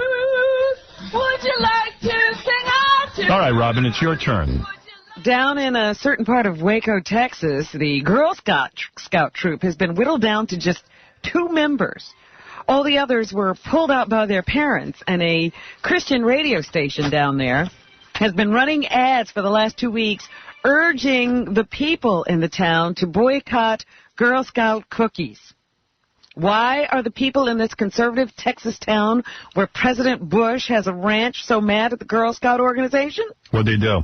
Planned Parenthood and sex education. Oh, my God. What is going on? Is anyone else scared? Is anyone else seeing how we're starting to seem like we're Afghanistan? It's really weird. Pro-life Waco, right? Yeah, the furor was started a few weeks ago by the leader of an anti-abortion group, Pro-Life Waco. They sent out email and ran ads on a Christian radio station urging people to boycott the Girl Scout cookies and the Girl Scouts' cozy relationship with Planned Parenthood. Holy mackerel. And the people are going along with it. Oh, yeah, like I said, there's only 2 Girl Scouts left. But, thank goodness, the sales of the cookies have skyrocketed. As many people bought cases just to show they weren't going to go along with this extremist idea. She could abort parents and not kids. Yeah, we should have retroactive abortion. Yeah. There's some people who don't need to be here now that Crawford, we've had a Texas, chance to see them. Is where President Bush has his second White House. It's called the Vacation White House. Yes. And he spends more time there than he does in the actual White House. Good. Yeah. I'm glad he's doing that. Yeah, he's the president who has taken the most vacation in the history of the presidency. Eisenhower was a workaholic compared to President Bush. Which only goes to show you that the job isn't that difficult. Oh, he's making it look real difficult. Messing it all up. Wow. Well, what are you going to do? So the lines have been drawn. We know who's going to be running for the presidency in November. It's now a race between John Kerry and George W. So George W. started his campaigning yesterday by running some ads and giving some speeches. George W. takes more time off than the cast of The Sopranos. I've seen more of James Gandolfini than I have of the president in the last few years. At least when they do work, they're really productive. Yeah, at least they put on a good show. What is he doing? Here is George Bush who says, America needs to be kept safe, and he's just the president to do it. D1. Yeah, no one else can do it. Just him. He's the only guy who can do it. He's the only guy who can figure out how to do it. A guy who didn't fight. Yeah. He knows how to do it. What number is that? D1. D1. Sanitizer. Reefer girl. All right, here we go. President Bush. We still face serious dangers. Al-Qaeda's wounded, but not broken. Terrorists are testing our will in Afghanistan and Iraq. Regimes in North Korea and Iran are challenging the peace. Yep, the president is going to scare you into voting him back into office. He's taking off the gloves. Bush, as you know, during the Vietnam War, used to do a beer funneling contest and has challenged Kerry to a beer funneling contest. That's how we're going to determine? Yeah, he says, yeah, you know, you were a warrior, you were in Vietnam, but, you know, I was doing beer blasts. But you can't do this. Let's see you do this, pal. I wasn't exactly wasting my time. I developed some skills. Yeah, I bankrupted a few companies while you were over there fighting. Here they say the honeymoon between Bush and Kerry is at an end. So after that nice little phone conversation of the other day, the president is on the attack. D2. My opponent is against personal retirement accounts. He's against putting patients in charge of Medicare. He's against tax relief. He seems to be against every idea that gives Americans more authority, more choices, and more control over our own lives. Yeah, guess what? Guess what, Robin? At least he's not saying anything about what they get to listen to. There you go. He will, but... I know, but at least he'd have to get into office first. My opponent can read, and I can't. He's into reading. He's into reading and writing and thinking. And all those kind of dangerous things. You know, you want a president who's going to think? Or do you want me? We've got Dick Cheney thinking for him. Here he says Kerry is inconsistent about job creation and the United States' economic well-being. D3. All right. Empty talk about jobs and economic isolation won't get anyone hired. The way to create jobs is our pro-growth. You know, Bush admits he never reads the newspaper. He admits it. He says he has somebody read it and then tell him what's in it. Yeah. Now, does that not scare you? I mean, come on. Even though you do that for me, Robin. But doesn't that scare you? You're not the president. I'm not the president, and I know how dumb I am. You got to be kidding me. I mean, it's crazy. Yes, Dana, you're on the air.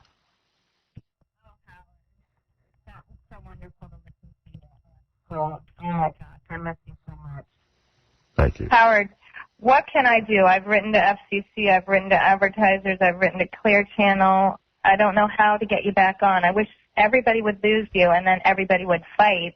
Where are you calling from? Fort Lauderdale. Oh, yeah. We have a big following in Florida. Miami, we're off the air.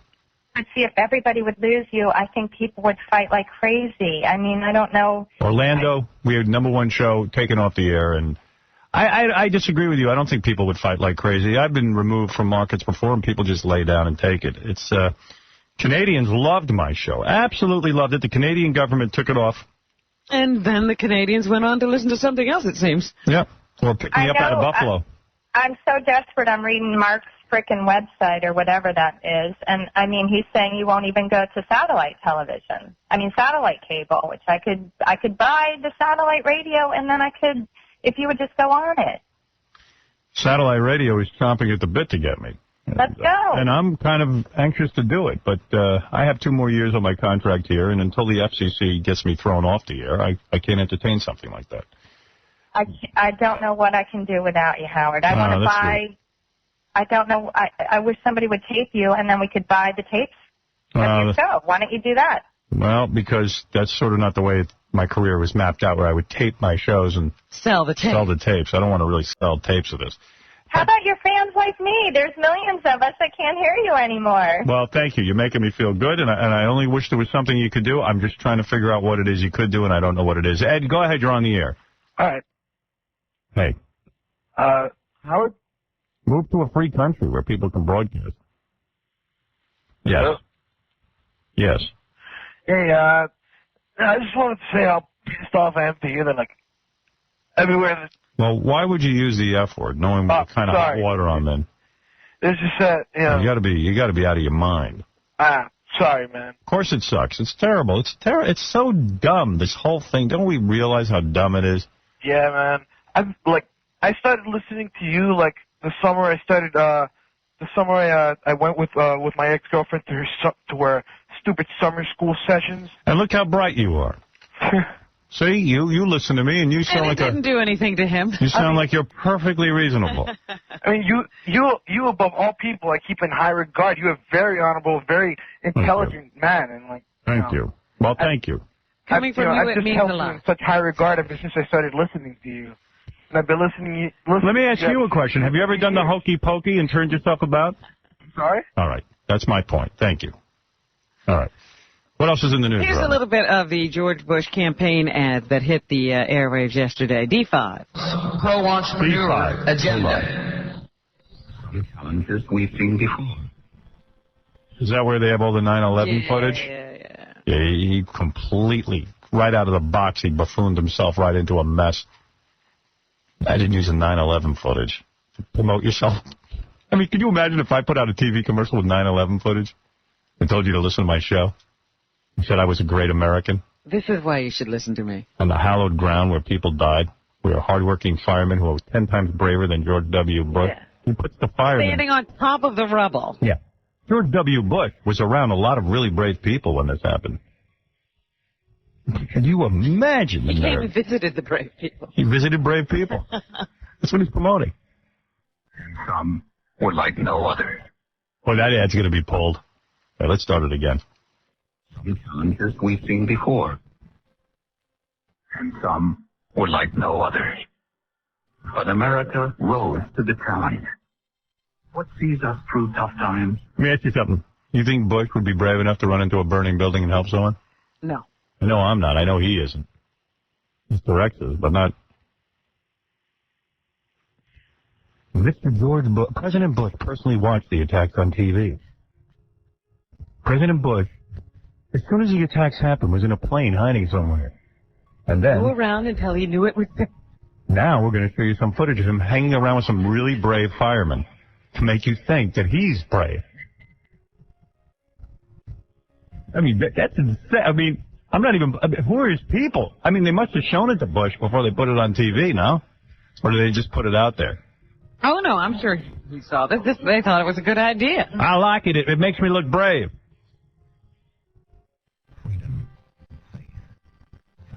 Oh, faith. And sacrifice. Faith. What's that about? Wasn't Bush the guy who said we're on a crusade? Mm-hmm. Yeah. And then they told him, you better not say crusade. Yeah. That's the religious thing. President Bush, steady leadership in times of change. I just remember Bush rushing bin Laden's family out of the country so they wouldn't get hurt. What was that about? George Bush hates fags. George Bush thinks if a fag gets married, it's going to ruin your life. It's going to impact you really, Your really. marriage won't mean anything. Yeah, your marriage will be. Your marriage is a joke if those fags get married. I represent President Bush's campaign to get reelected to the highest office in the land. If you're a queer and you're watching this, please turn it off. You are hated by us. Bush hasn't done cocaine for a long, long time. And hasn't crashed his car into bushes and drove drunk for a really long time. The president stopped partying at 40. And found Jesus. The president had like tons of fun for 40 years and then found Jesus and decided to clean up his act. Shouldn't you clean up your act? We are CREEP, Committee to Re-elect the President.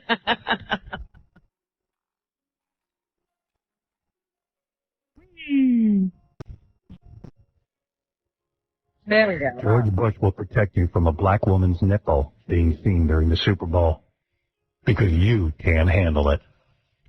And Jesus would have wanted it that way. Get him out of here. George Bush was asleep during the dirty halftime show at the Super Bowl. George Bush hasn't read the newspaper since 1954. George Bush can't find Bin Laden, but he will destroy Howard Stern and get him off the radio.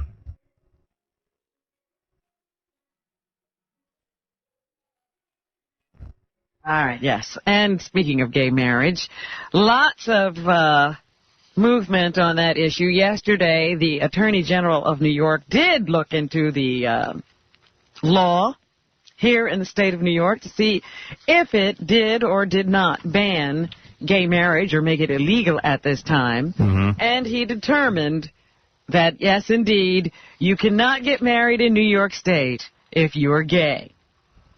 He said that the statute repeatedly says a man and a woman when speaking about marriage. So he doesn't think gay marriage is legal in the state of New York, but he does urge gays to try to change the law or challenge its constitutionality in court because he himself is not opposed. Fred and I are getting married.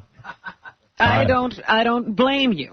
And seeing as how Fred is the woman, I don't see any problem with it. It's about time. I'm the man and Fred's the woman. Jason West of New Paltz says he will not be deterred from allowing gay couples to marry, even though he's been charged with crimes and told it's not constitutional in the state of New York. E4. All right, here we go.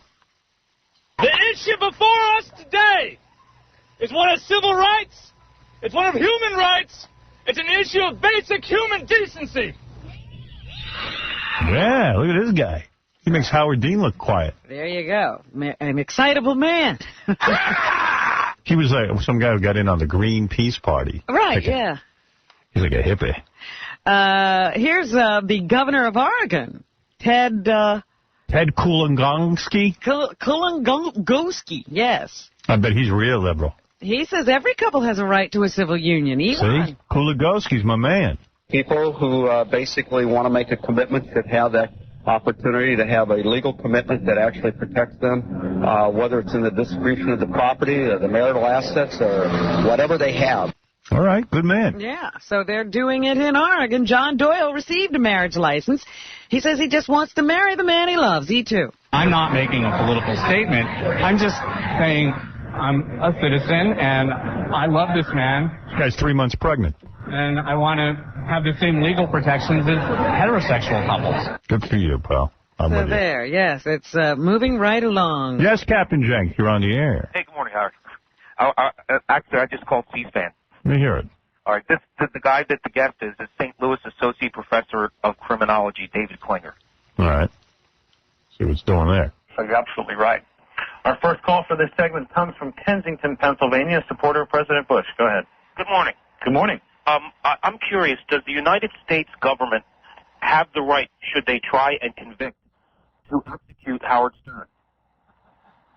Next up is Boone, North Carolina. Go ahead. They just pan right over it and go to the next call now. Well, yeah, It's like a playground for Howard Stern callers, Howard. there you go. Every other caller is. Did you hear that bitch Mark Schott died?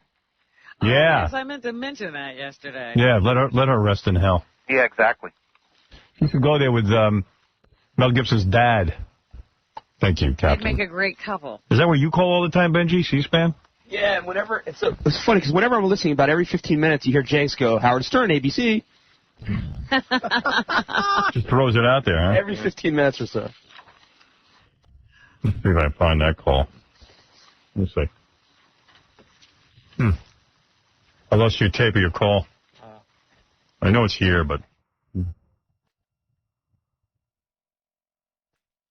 I played it earlier, but... I don't have it. Where'd it go? It's gone. Jay Leno took it. See, where is it? Forget it. It's not over there, man, dude. I was just playing it this morning. You filed it away, Baba? Oh. There it is. Oh. See?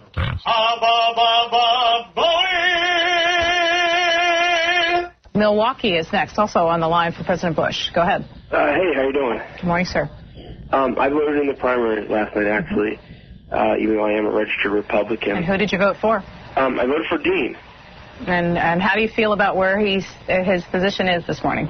Well, the reason I decided Dean was if there is a Democratic candidate, I looked at Dean, I looked at Edwards, I looked at Kerry, and I asked myself, which one of these men has the largest...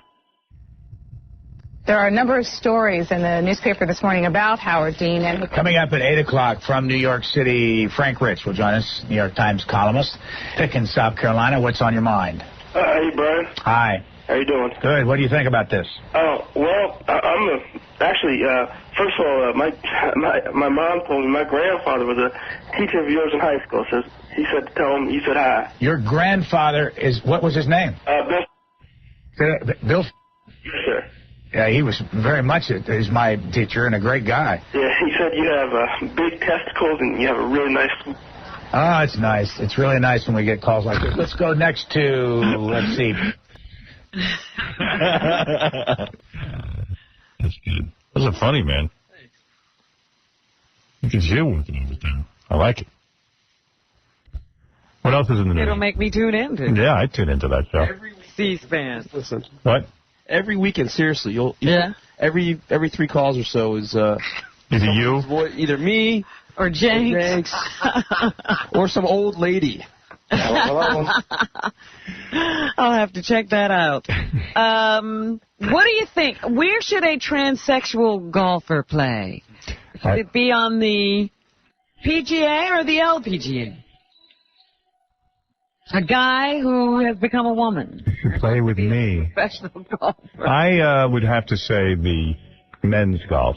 I think he wants to be on the LPGA tour. That's not right. No. Because technically he's still built like a guy, has the build of a man. He's a guy who lost his penis. Her name is Myann Bagger. Yeah. And she played a tournament in Australia because they took, I guess, the sex out of the rules. But on the LPGA tour in the U.S. and most of the European countries, they say that you must have been a female at birth. So probably won't qualify to play in other countries. But Myann... Does he wash his balls? I don't know. Because some players wash their balls before they... I have seen players actually put the balls in their mouth. Yeah. But I don't know if They wash their balls with their tongue. Quite frankly, is what they do. You know who does that? Who? Tom. He's a ball licker. He kisses his own balls? We talk about it seriously, that you lick the ball to clean it. So Tom licks his own balls? He says he's done it and he's seen guys do it. Will he lick other guys' balls? That I don't know about. He looks like he would. But anyway, Myann Bagger is a former Double bagger. guy who is now a woman and wants to play golf professionally. I got to see him because there's so few guys who turn into women that even look close to a I got a woman. picture right here. Oh, yeah? A picture, sure. I can bring it over to you. Let me take a look at that. I bet you there's no Pam Anderson in golf shorts there. Let's see this. Which one? I said, man, is she ugly? And I realized it was Joe Torre. Oh, my God. Look at that. Holy mackerel. That is so ridiculous. Holy cow. Funny because you get a big-ass upper body, Right. big manly face. And then some breasts. This guy didn't even get big ones. No. He's got a bit of a pop belly, too, like most broads. Well, they didn't want to mess up his swing. Yeah. Now, he's got to play on the male circuit, because that's a dude with long hair, what I see. Right? Absolutely. That wouldn't be fair. Man, baby! So anyway, yeah, Mayan Bagger is the name. Check that out if you're a golfer. See how well he does at his next tournament. Seacrest, out! On the court docket, the jury has received the case of Martha Stewart. They deliberated for several hours yesterday and are going to come back again today to see if they can't make a decision as to whether Martha broke the law. The jury selection has begun in the Scott Peterson double murder trial. He is accused of killing his wife and their unborn child.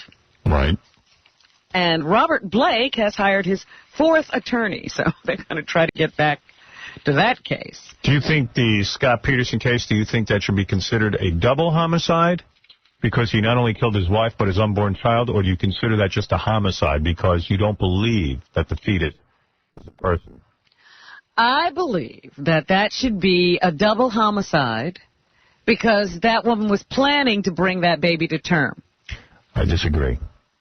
It should be a single homicide because then all the anti-abortion nuts will get a hold of it and go, you see, in that case, you said it was a person. Well, so therefore they're people. I'm not going to make my decisions based on nut cases. No, you got to. In this country, you got to because we've got plenty of them running around. The answer is it is a single homicide. So he didn't commit double murder. Will No. we determine that during this case?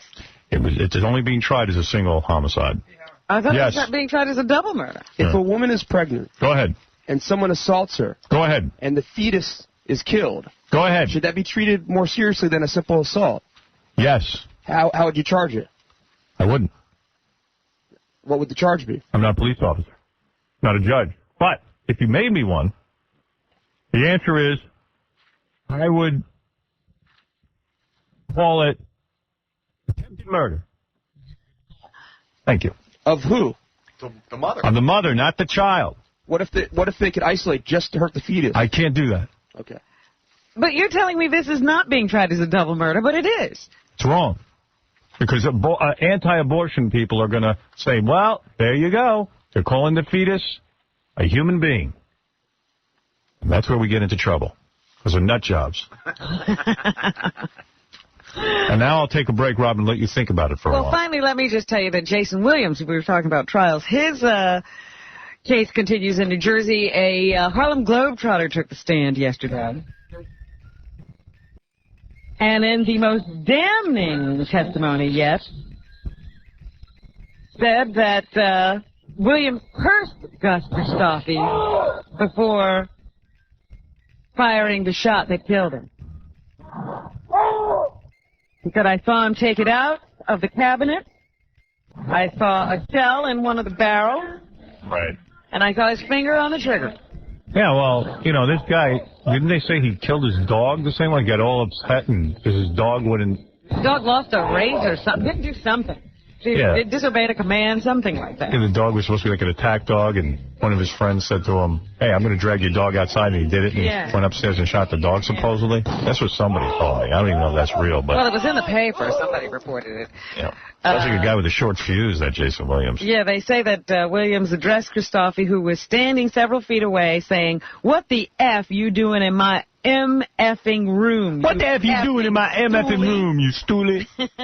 Man, And then he flicked the gun and it went off and Christofi died. I'm a gangster. At that point, Jason Williams said, what am I going to do? I just effed up my life. What a nut.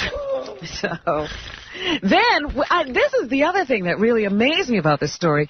The two Harlem Globetrotters then went downstairs and started playing billiards. Well, what are they supposed to do? Because Wait a minute. Somebody gets killed, These are guys who throw a basketball at each other for a living. and you go and play billiards downstairs? They said that was part of them trying to help their friend covered up and pretend that they were all downstairs at the time the gun went off. Oh, so they just went downstairs and played so they could say they weren't pretending. Right. But I don't think, I was like, if Howard said, all right, I just killed somebody in the bedroom, Robin, go downstairs and start playing pool, I don't think I could do it. Yeah, but I don't have the charisma of a Jason Williams. All right, we'll be back right after these words. Hi, this is Mr. T. I'm the man who coined the phrase, I pity the fool. You are listening to a fool that I really pity, because I have seen him with his pants off, and he's barely a man. Howard Stern. 95. Waiting for the right moment.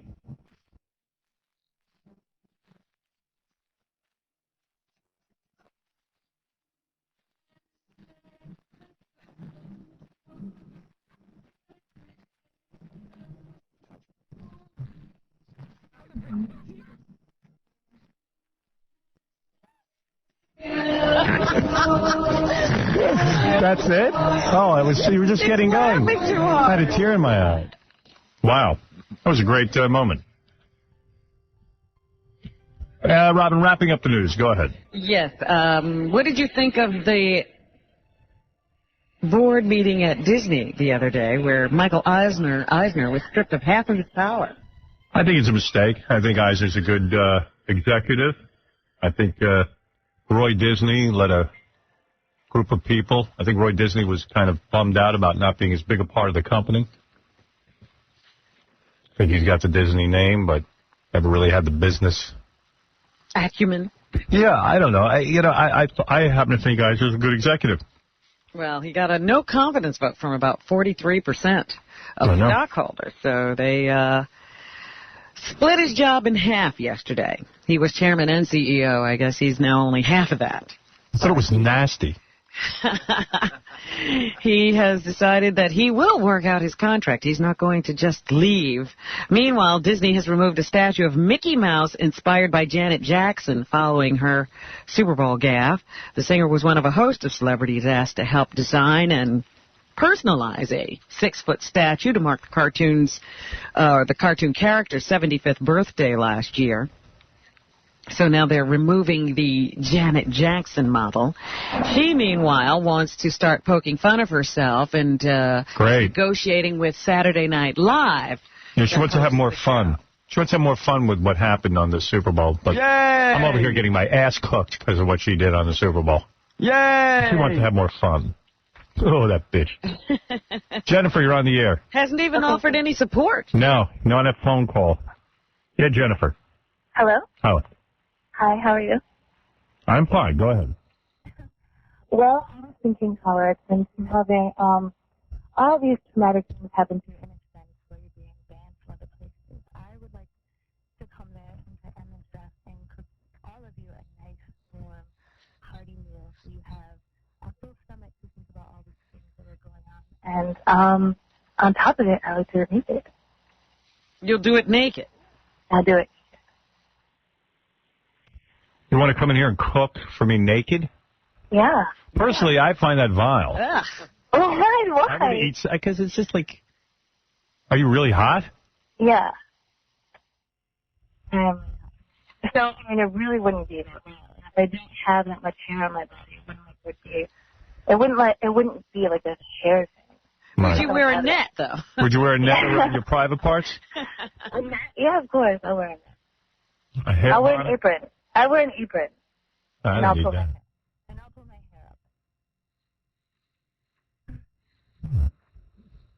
Really? What do you look like? Okay, 5'3". I weigh like 110 pounds. I have black hair. You look like anyone famous? Do I? No, I'm totally an individual. I could be famous without looking like anyone else.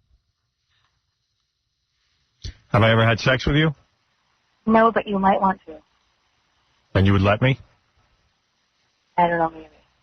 I mean, wouldn't it all depend on how I can cook or you? No. That would absolutely have nothing to do with it. I mean, on top of being a really hot girl, I can cook. How old are you? I'm 25.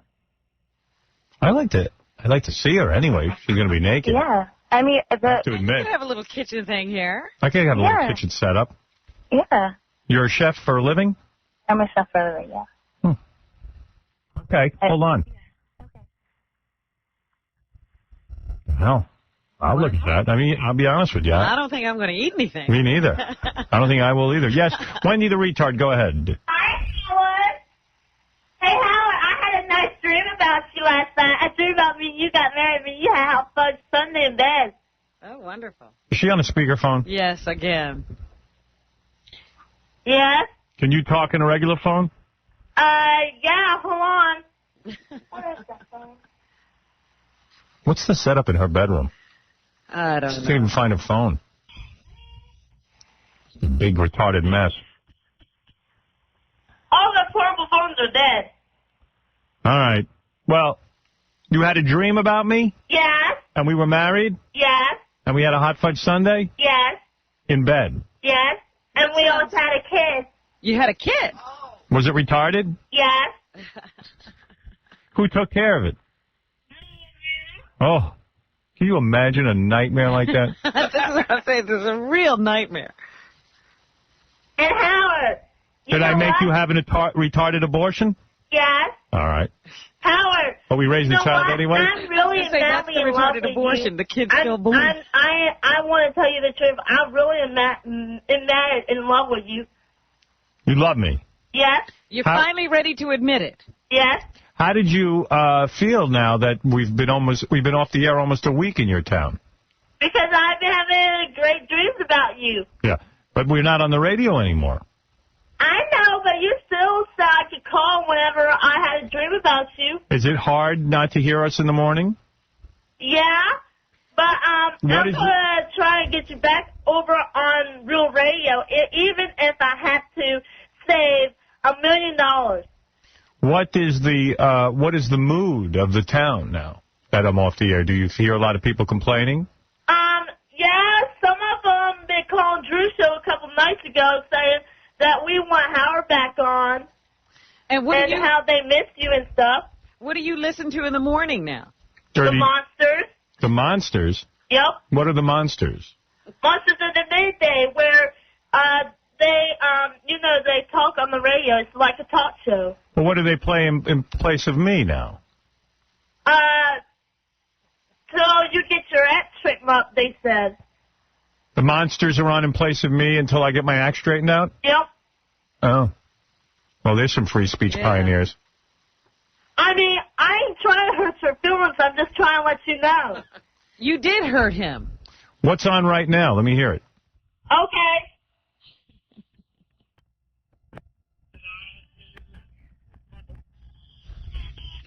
Going to her retarded radio.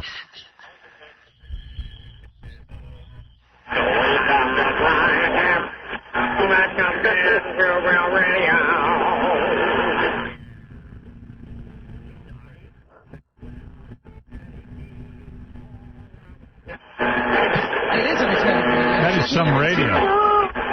She's turning the retarded dial. See, the Monster song. They sound like they have a lot of energy. Honey, let me ask you, how did you listen to us all these years? Like that, through all that static? Yeah. Wow. Good. Yes, I told you the Monster's on. No wonder you're retarded. Listen to that radio. Now they got the phone call from 2 till 4. Then the Monsters come on from 4 till 11. Then they play the best of the Monsters. Then Melissa Fox show comes on. Then Drew Garabo. Mm-hmm. You got the whole lineup pretty much memorized. Yes. Well, these are all her friends. Aren't you boycotting the station and because I've been thrown off? No. Huh. I haven't been calling that much lately because I've been trying to think of a way to get you back on. Have you come up with anything? Not yet, but I'm trying. What do you think? Friends are trying. Our retarded brain's going to come up. We can't even come up with anything. We have normal intelligence. It's my friends are working on a plan. Did it ever occur to you to boycott the station? Yes, I have. What? Mostly, I've been not listening to real radio. I've been listening like 95.7 The Hog, Classic Rock. I've been listening to Oldies, The Frog, 99.9 Froggy FM, Country Station, O-Rock, Mix 151, 103.3 The Vibe, and Music 107.7. Wow, you do a lot of listening. So you're listening to other stations and trying to stay away from the one we were fired from. Yes. All right. Well, that's a good point. I'm trying to think of what station gets you on a different market, so that way we can listen to you. That's what our plan is so far. This hour you're talking about. Who are you talking about? Who's in on your gang? Me, all of my retard friends. Ah. The retards are activated. Hey, didn't trying to get you on a different market now. Hey, let's clear something up. Didn't John Hogan of Clear Channel rape you when you were much younger? Yes. He came into your house and raped you. Yes. And when he did it, did he say that, die, bitch, die? Yes. He did. Yes. And repeat for my audience what he said to you exactly. He told me to die. He told me to get butt naked and so he could rape me and kill me. All right. And wasn't George Bush in the room with him? Yes. And didn't the two of them rape you and kill you? Yes. And didn't he say F the black people? Yes. All right. There I go. I rest my case. Yes. Thank you. I will call you as a material witness. Uh-huh. Thank you, Wendy the retard. Hey, Howard. Yes. I was wondering, can you give me, like, some money? Because my mom can't afford much groceries these days, and I want to help her out, like, buy some groceries for the house, because we can't, hardly have a decent meal around here. Why don't you kill the dog and eat him? We don't have anything to kill it with. Oh. They would. But all right. Gary, do I have any money? Believe me, it wouldn't hurt for Wendy to skip a few meals, if you know what I mean. That's what I wasn't going to say it. Do we have any money? You had 500 before. Okay.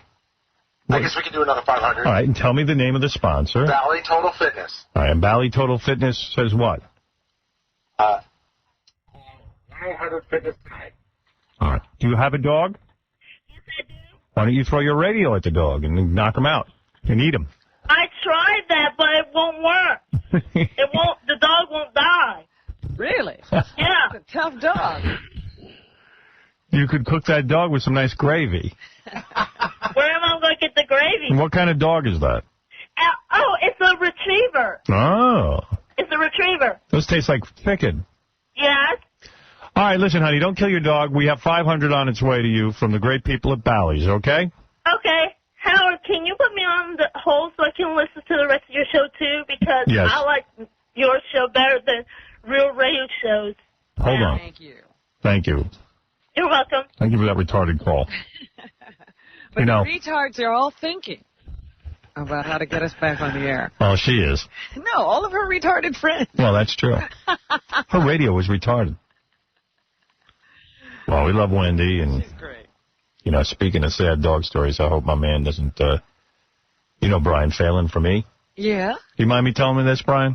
This is he told me this in the hall. He was walking around moping. I didn't know what was going on. What's going on? I haven't seen him today. I have not been able to get Brian and his family out of my head. Do you mind if I tell that? All right. So, Brian, this is the saddest thing ever. Man, you affected me with this story. I am, so sad. Affected me, too. I told my girlfriend, we're dog lovers, So Brian was, the hell was that? Brian has a dog, 7 years old? Yeah, Basset Hound. What was his name? Cheers. Cheers, family dog. Cheers, the Basset Hound. His son loves the dog. So Brian, you let the dog out to do his business and kind of hang out and play and everything. Right. Cheers went into the street. Car ran Cheers over. Cheers got hit by a car? Yeah, and it's really, you know what, seriously, I'm not trivializing it because the dog, it's like one of those long hot dog dogs. Right, yeah, that's a Basset Hound. Basset Hound. And they didn't know it at the time, but when the dog got run over, it broke its back. And it took its 2 front paws and tried to drag itself back into the house to just get back into the house. You know, and it made me think of, like, you know, the dog, he knew if he could get back to the house, everything would be okay. You know what I mean? It was like one of those he things. knew that's where he's supposed to go. He wasn't out there in the street. Isn't that the saddest goddamn thing, the poor dog? And then, so Brian brought him right over to the vet, and the vet said, look, even if I fix him, I could fix him maybe, but he'd be paralyzed the rest of his life. Right, he'd have to have that little cart behind him. So Brian had to put him down, and then, which is the hardest decision in the world, because that's like a family friend. And your son, what did he say in the house? He kept saying, where's Cheers, where's Cheers? And I was like, oh, Cheers got hurt. And he goes, oh, Cheers hurt? And I was like, yeah. And he goes, oh, is he okay? And I go, no, she had to go to heaven.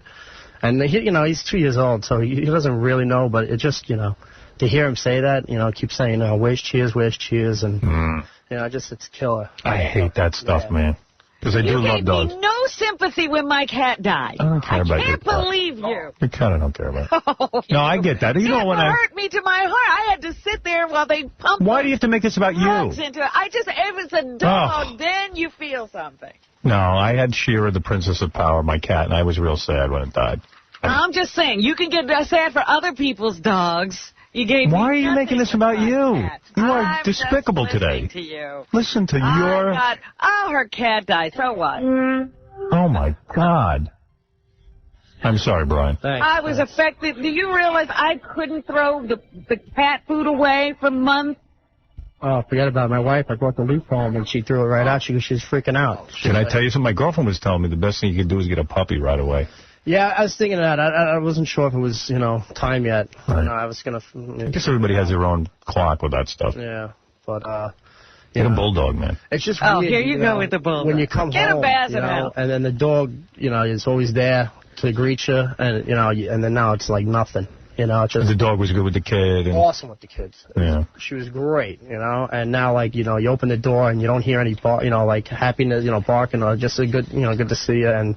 It's sad, man. It's really sad. But when you told me yesterday, I thought I'd forget about it. I was thinking about it all night. Yeah. I was kind of forgot about it. My wife came home last night, and we started talking about it, and just put me into the funk again. I was just like, ugh. So, yeah, it's horrible. Sucks. Yeah. Poor dog. I miss you, Cheers. See you, Cheers. She's a good dog, man. I like Basset Hounds. I think they're funny. They're funny like bulldogs. Yeah, you met her. I ended up at John's, that party. Yeah. She was hanging out on the beach. Okay, enough of the dog thing already. Hey, man, I'm talking to somebody. What's your problem? Okay, I want to say something to Cheers. Hey, Cheers, you were good to the Phelan family. You were a good pet. I'm sure Cheers hears you.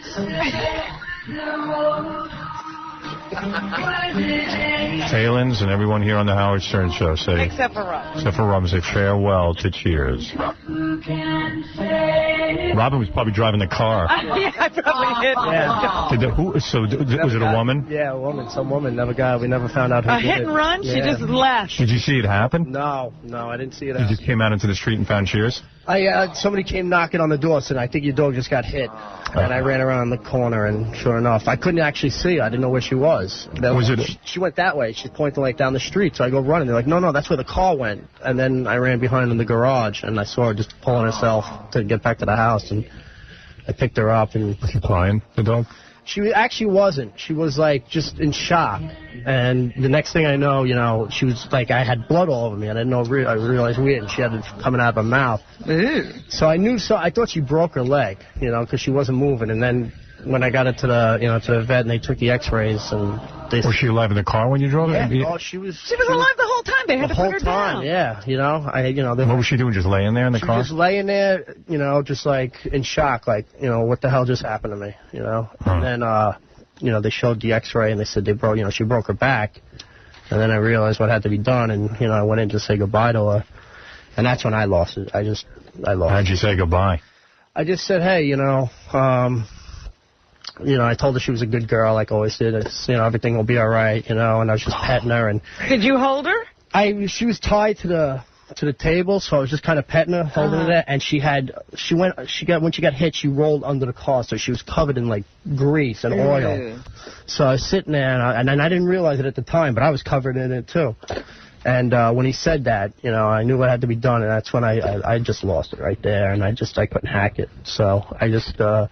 Like how long do you spend with the dog before you say, okay, do it? I was there about 5 minutes, and I was like, I couldn't hack it anymore. I just couldn't stand there anymore. So I left. I walked out, and they're like, do you want to stay while they do it? I was like, no, I don't want to go out. You know, I don't want to be there when they actually, you know, do it. I was like, just do it, and just do what's got to be done. And well, I was brave. I stayed with my cat. Yeah, I feel. You are a brave woman. What, are you trying to figure out what you should do at the No, I'm just listening to my man here. He's my friend, huh? Come on. Oh, I'm not a friend. You didn't even listen. Listen to you. You're jealous of every relationship I have. Brian and I are close. We spent time together in New Orleans with horse. It was like, yeah, so what else happened, Robin? What else is in the news? Yeah. Listening to Brian now. Now's not your chance. I can't believe it. Every dog, even Adam Sandler's dog, which you didn't even know. A 3-hour eulogy. Wow. Ever see anybody like this? A cat is just as important as a dog. She thinks she's cured. People care I can't about stand when I pay attention to anyone else. Dogs have different personalities than cats, though. All right, fine. Tell me about your cat. You want Never to talk? mind. No. Good. I wouldn't even. I was going to bring in my urn and show it to you, but I didn't because you don't care. I don't. I know you don't. Andy, go ahead. You're on the air. She's off the charts lately. You know, you guys are doing so much stuff. You're just trying to tell a nice story about this guy. Poor dog. You got to find with Bob and everything. She has to make it about her. You hit the nail on the head, Howard. There's something Another dog lover. Brian's dog. You're on the air. It's Brian's fault. It's his dog. I'm in heaven, but he let me out. He didn't watch me. Then why'd you let the dog out like that? Did it always go out like on its own? What happened was the kids were sleeping, so when we come home, she gets excited, and we didn't want to wake up the kids. Mm-hmm. So I figured I'd just let her out, and then she could just go do what she's got to do, and she usually comes right back. Right. She wandered into the And she street. wandered into the street. She got hit. The person didn't see her. They just came flying up. Was it a black woman with braids who recently lost a lot of weight? What am I wearing, you ugly beast? I think she was drinking the cleanser, the master cleanser. Was she on the master cleanser? How to get home, go to the bathroom? Boy, too bad you're married. You could have got a lot of chicks with this story today. I still might be able to. I'm sorry, brother. Thanks. I appreciate it, man. I know you know. I didn't want to really wreck your day, but I saw you walking around the halls moping. Yeah, it was a hard day yesterday. I love this guy. So It's a hard drinking man.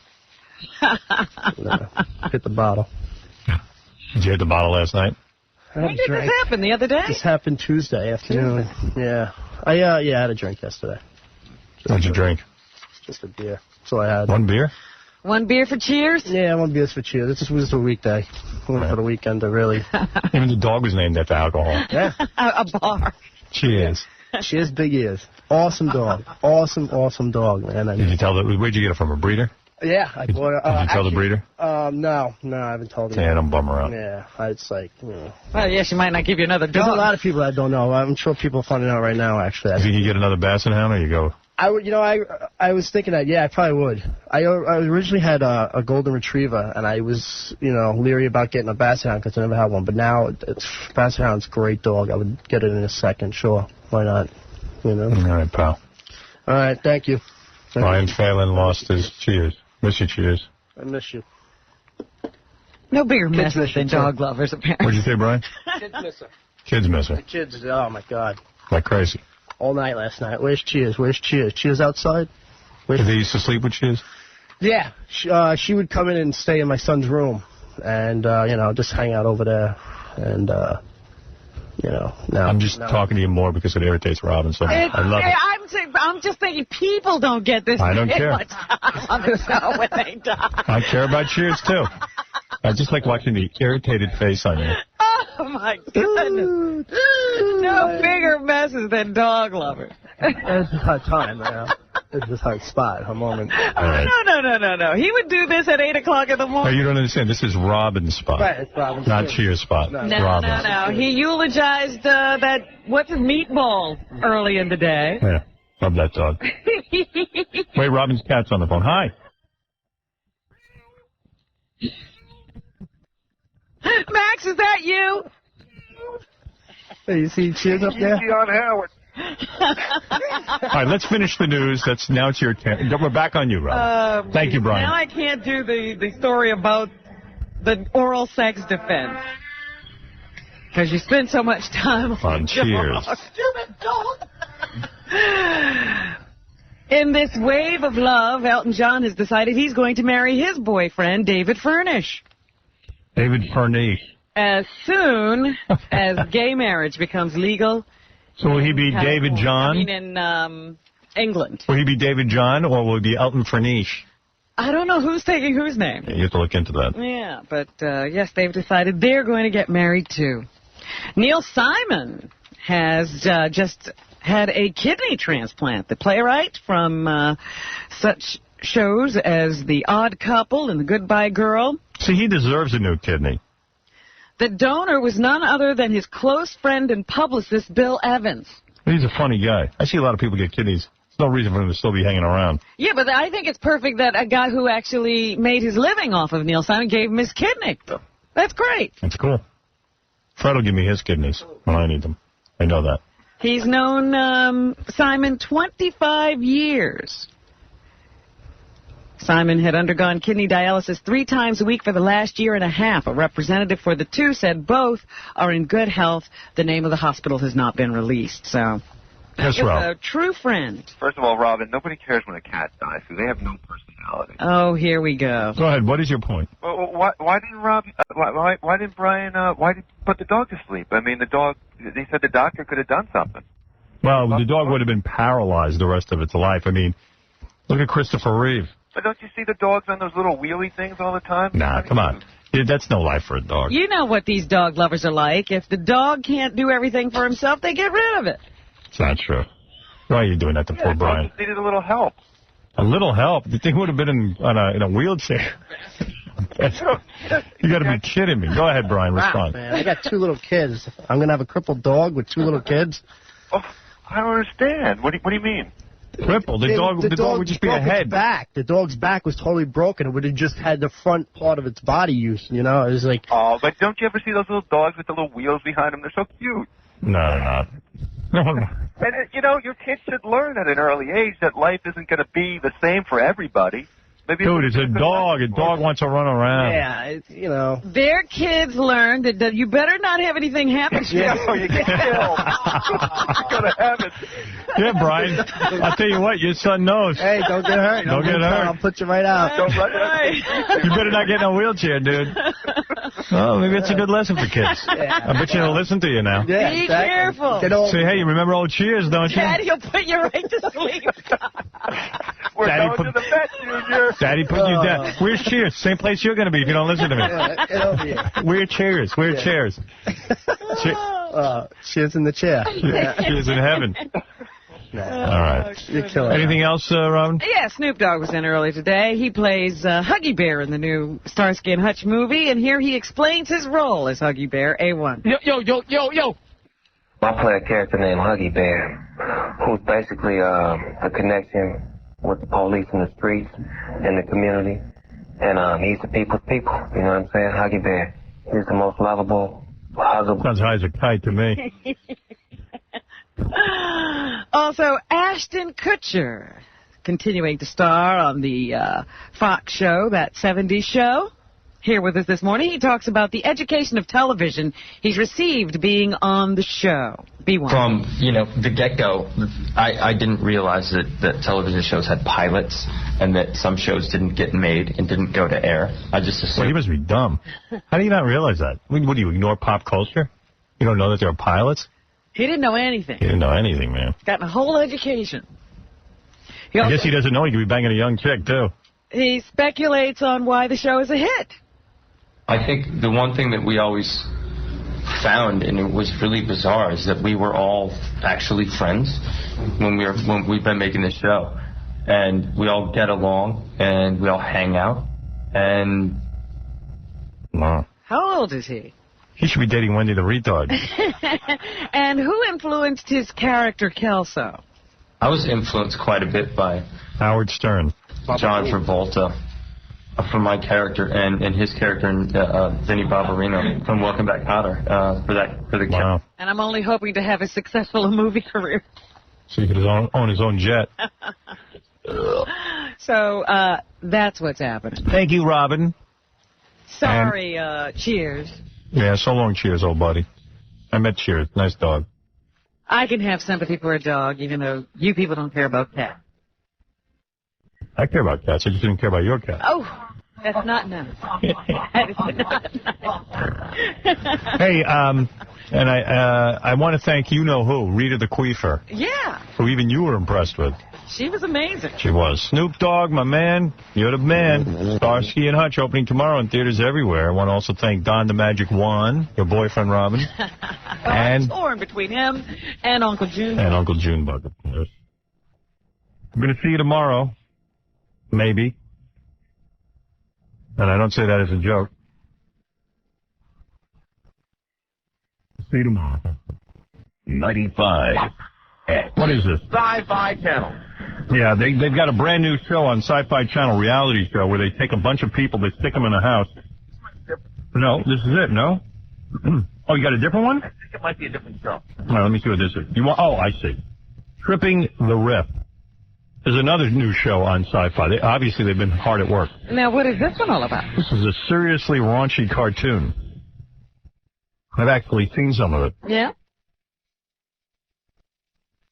It's a captain, like a nutty captain, an uptight robot, and this hot alien chick traveling around in space. The alien chick is way hot. And they're being chased by an evil clown named Darth Bobo. It's hard to explain. And it really goes up against the limits of decency. It's really dirty. It's a dirty cartoon. Peter Gershon plays the hot alien, by the way. That voice, anyway. Ah. How'd you like to know that? Tune in to Tripping the Rip, premiering tonight at 9 o'clock, 8 Central on Sci-Fi Channel. It's part of Sci-Fi's all-new Thursday night. It's some wild animation on the Sci-Fi Channel.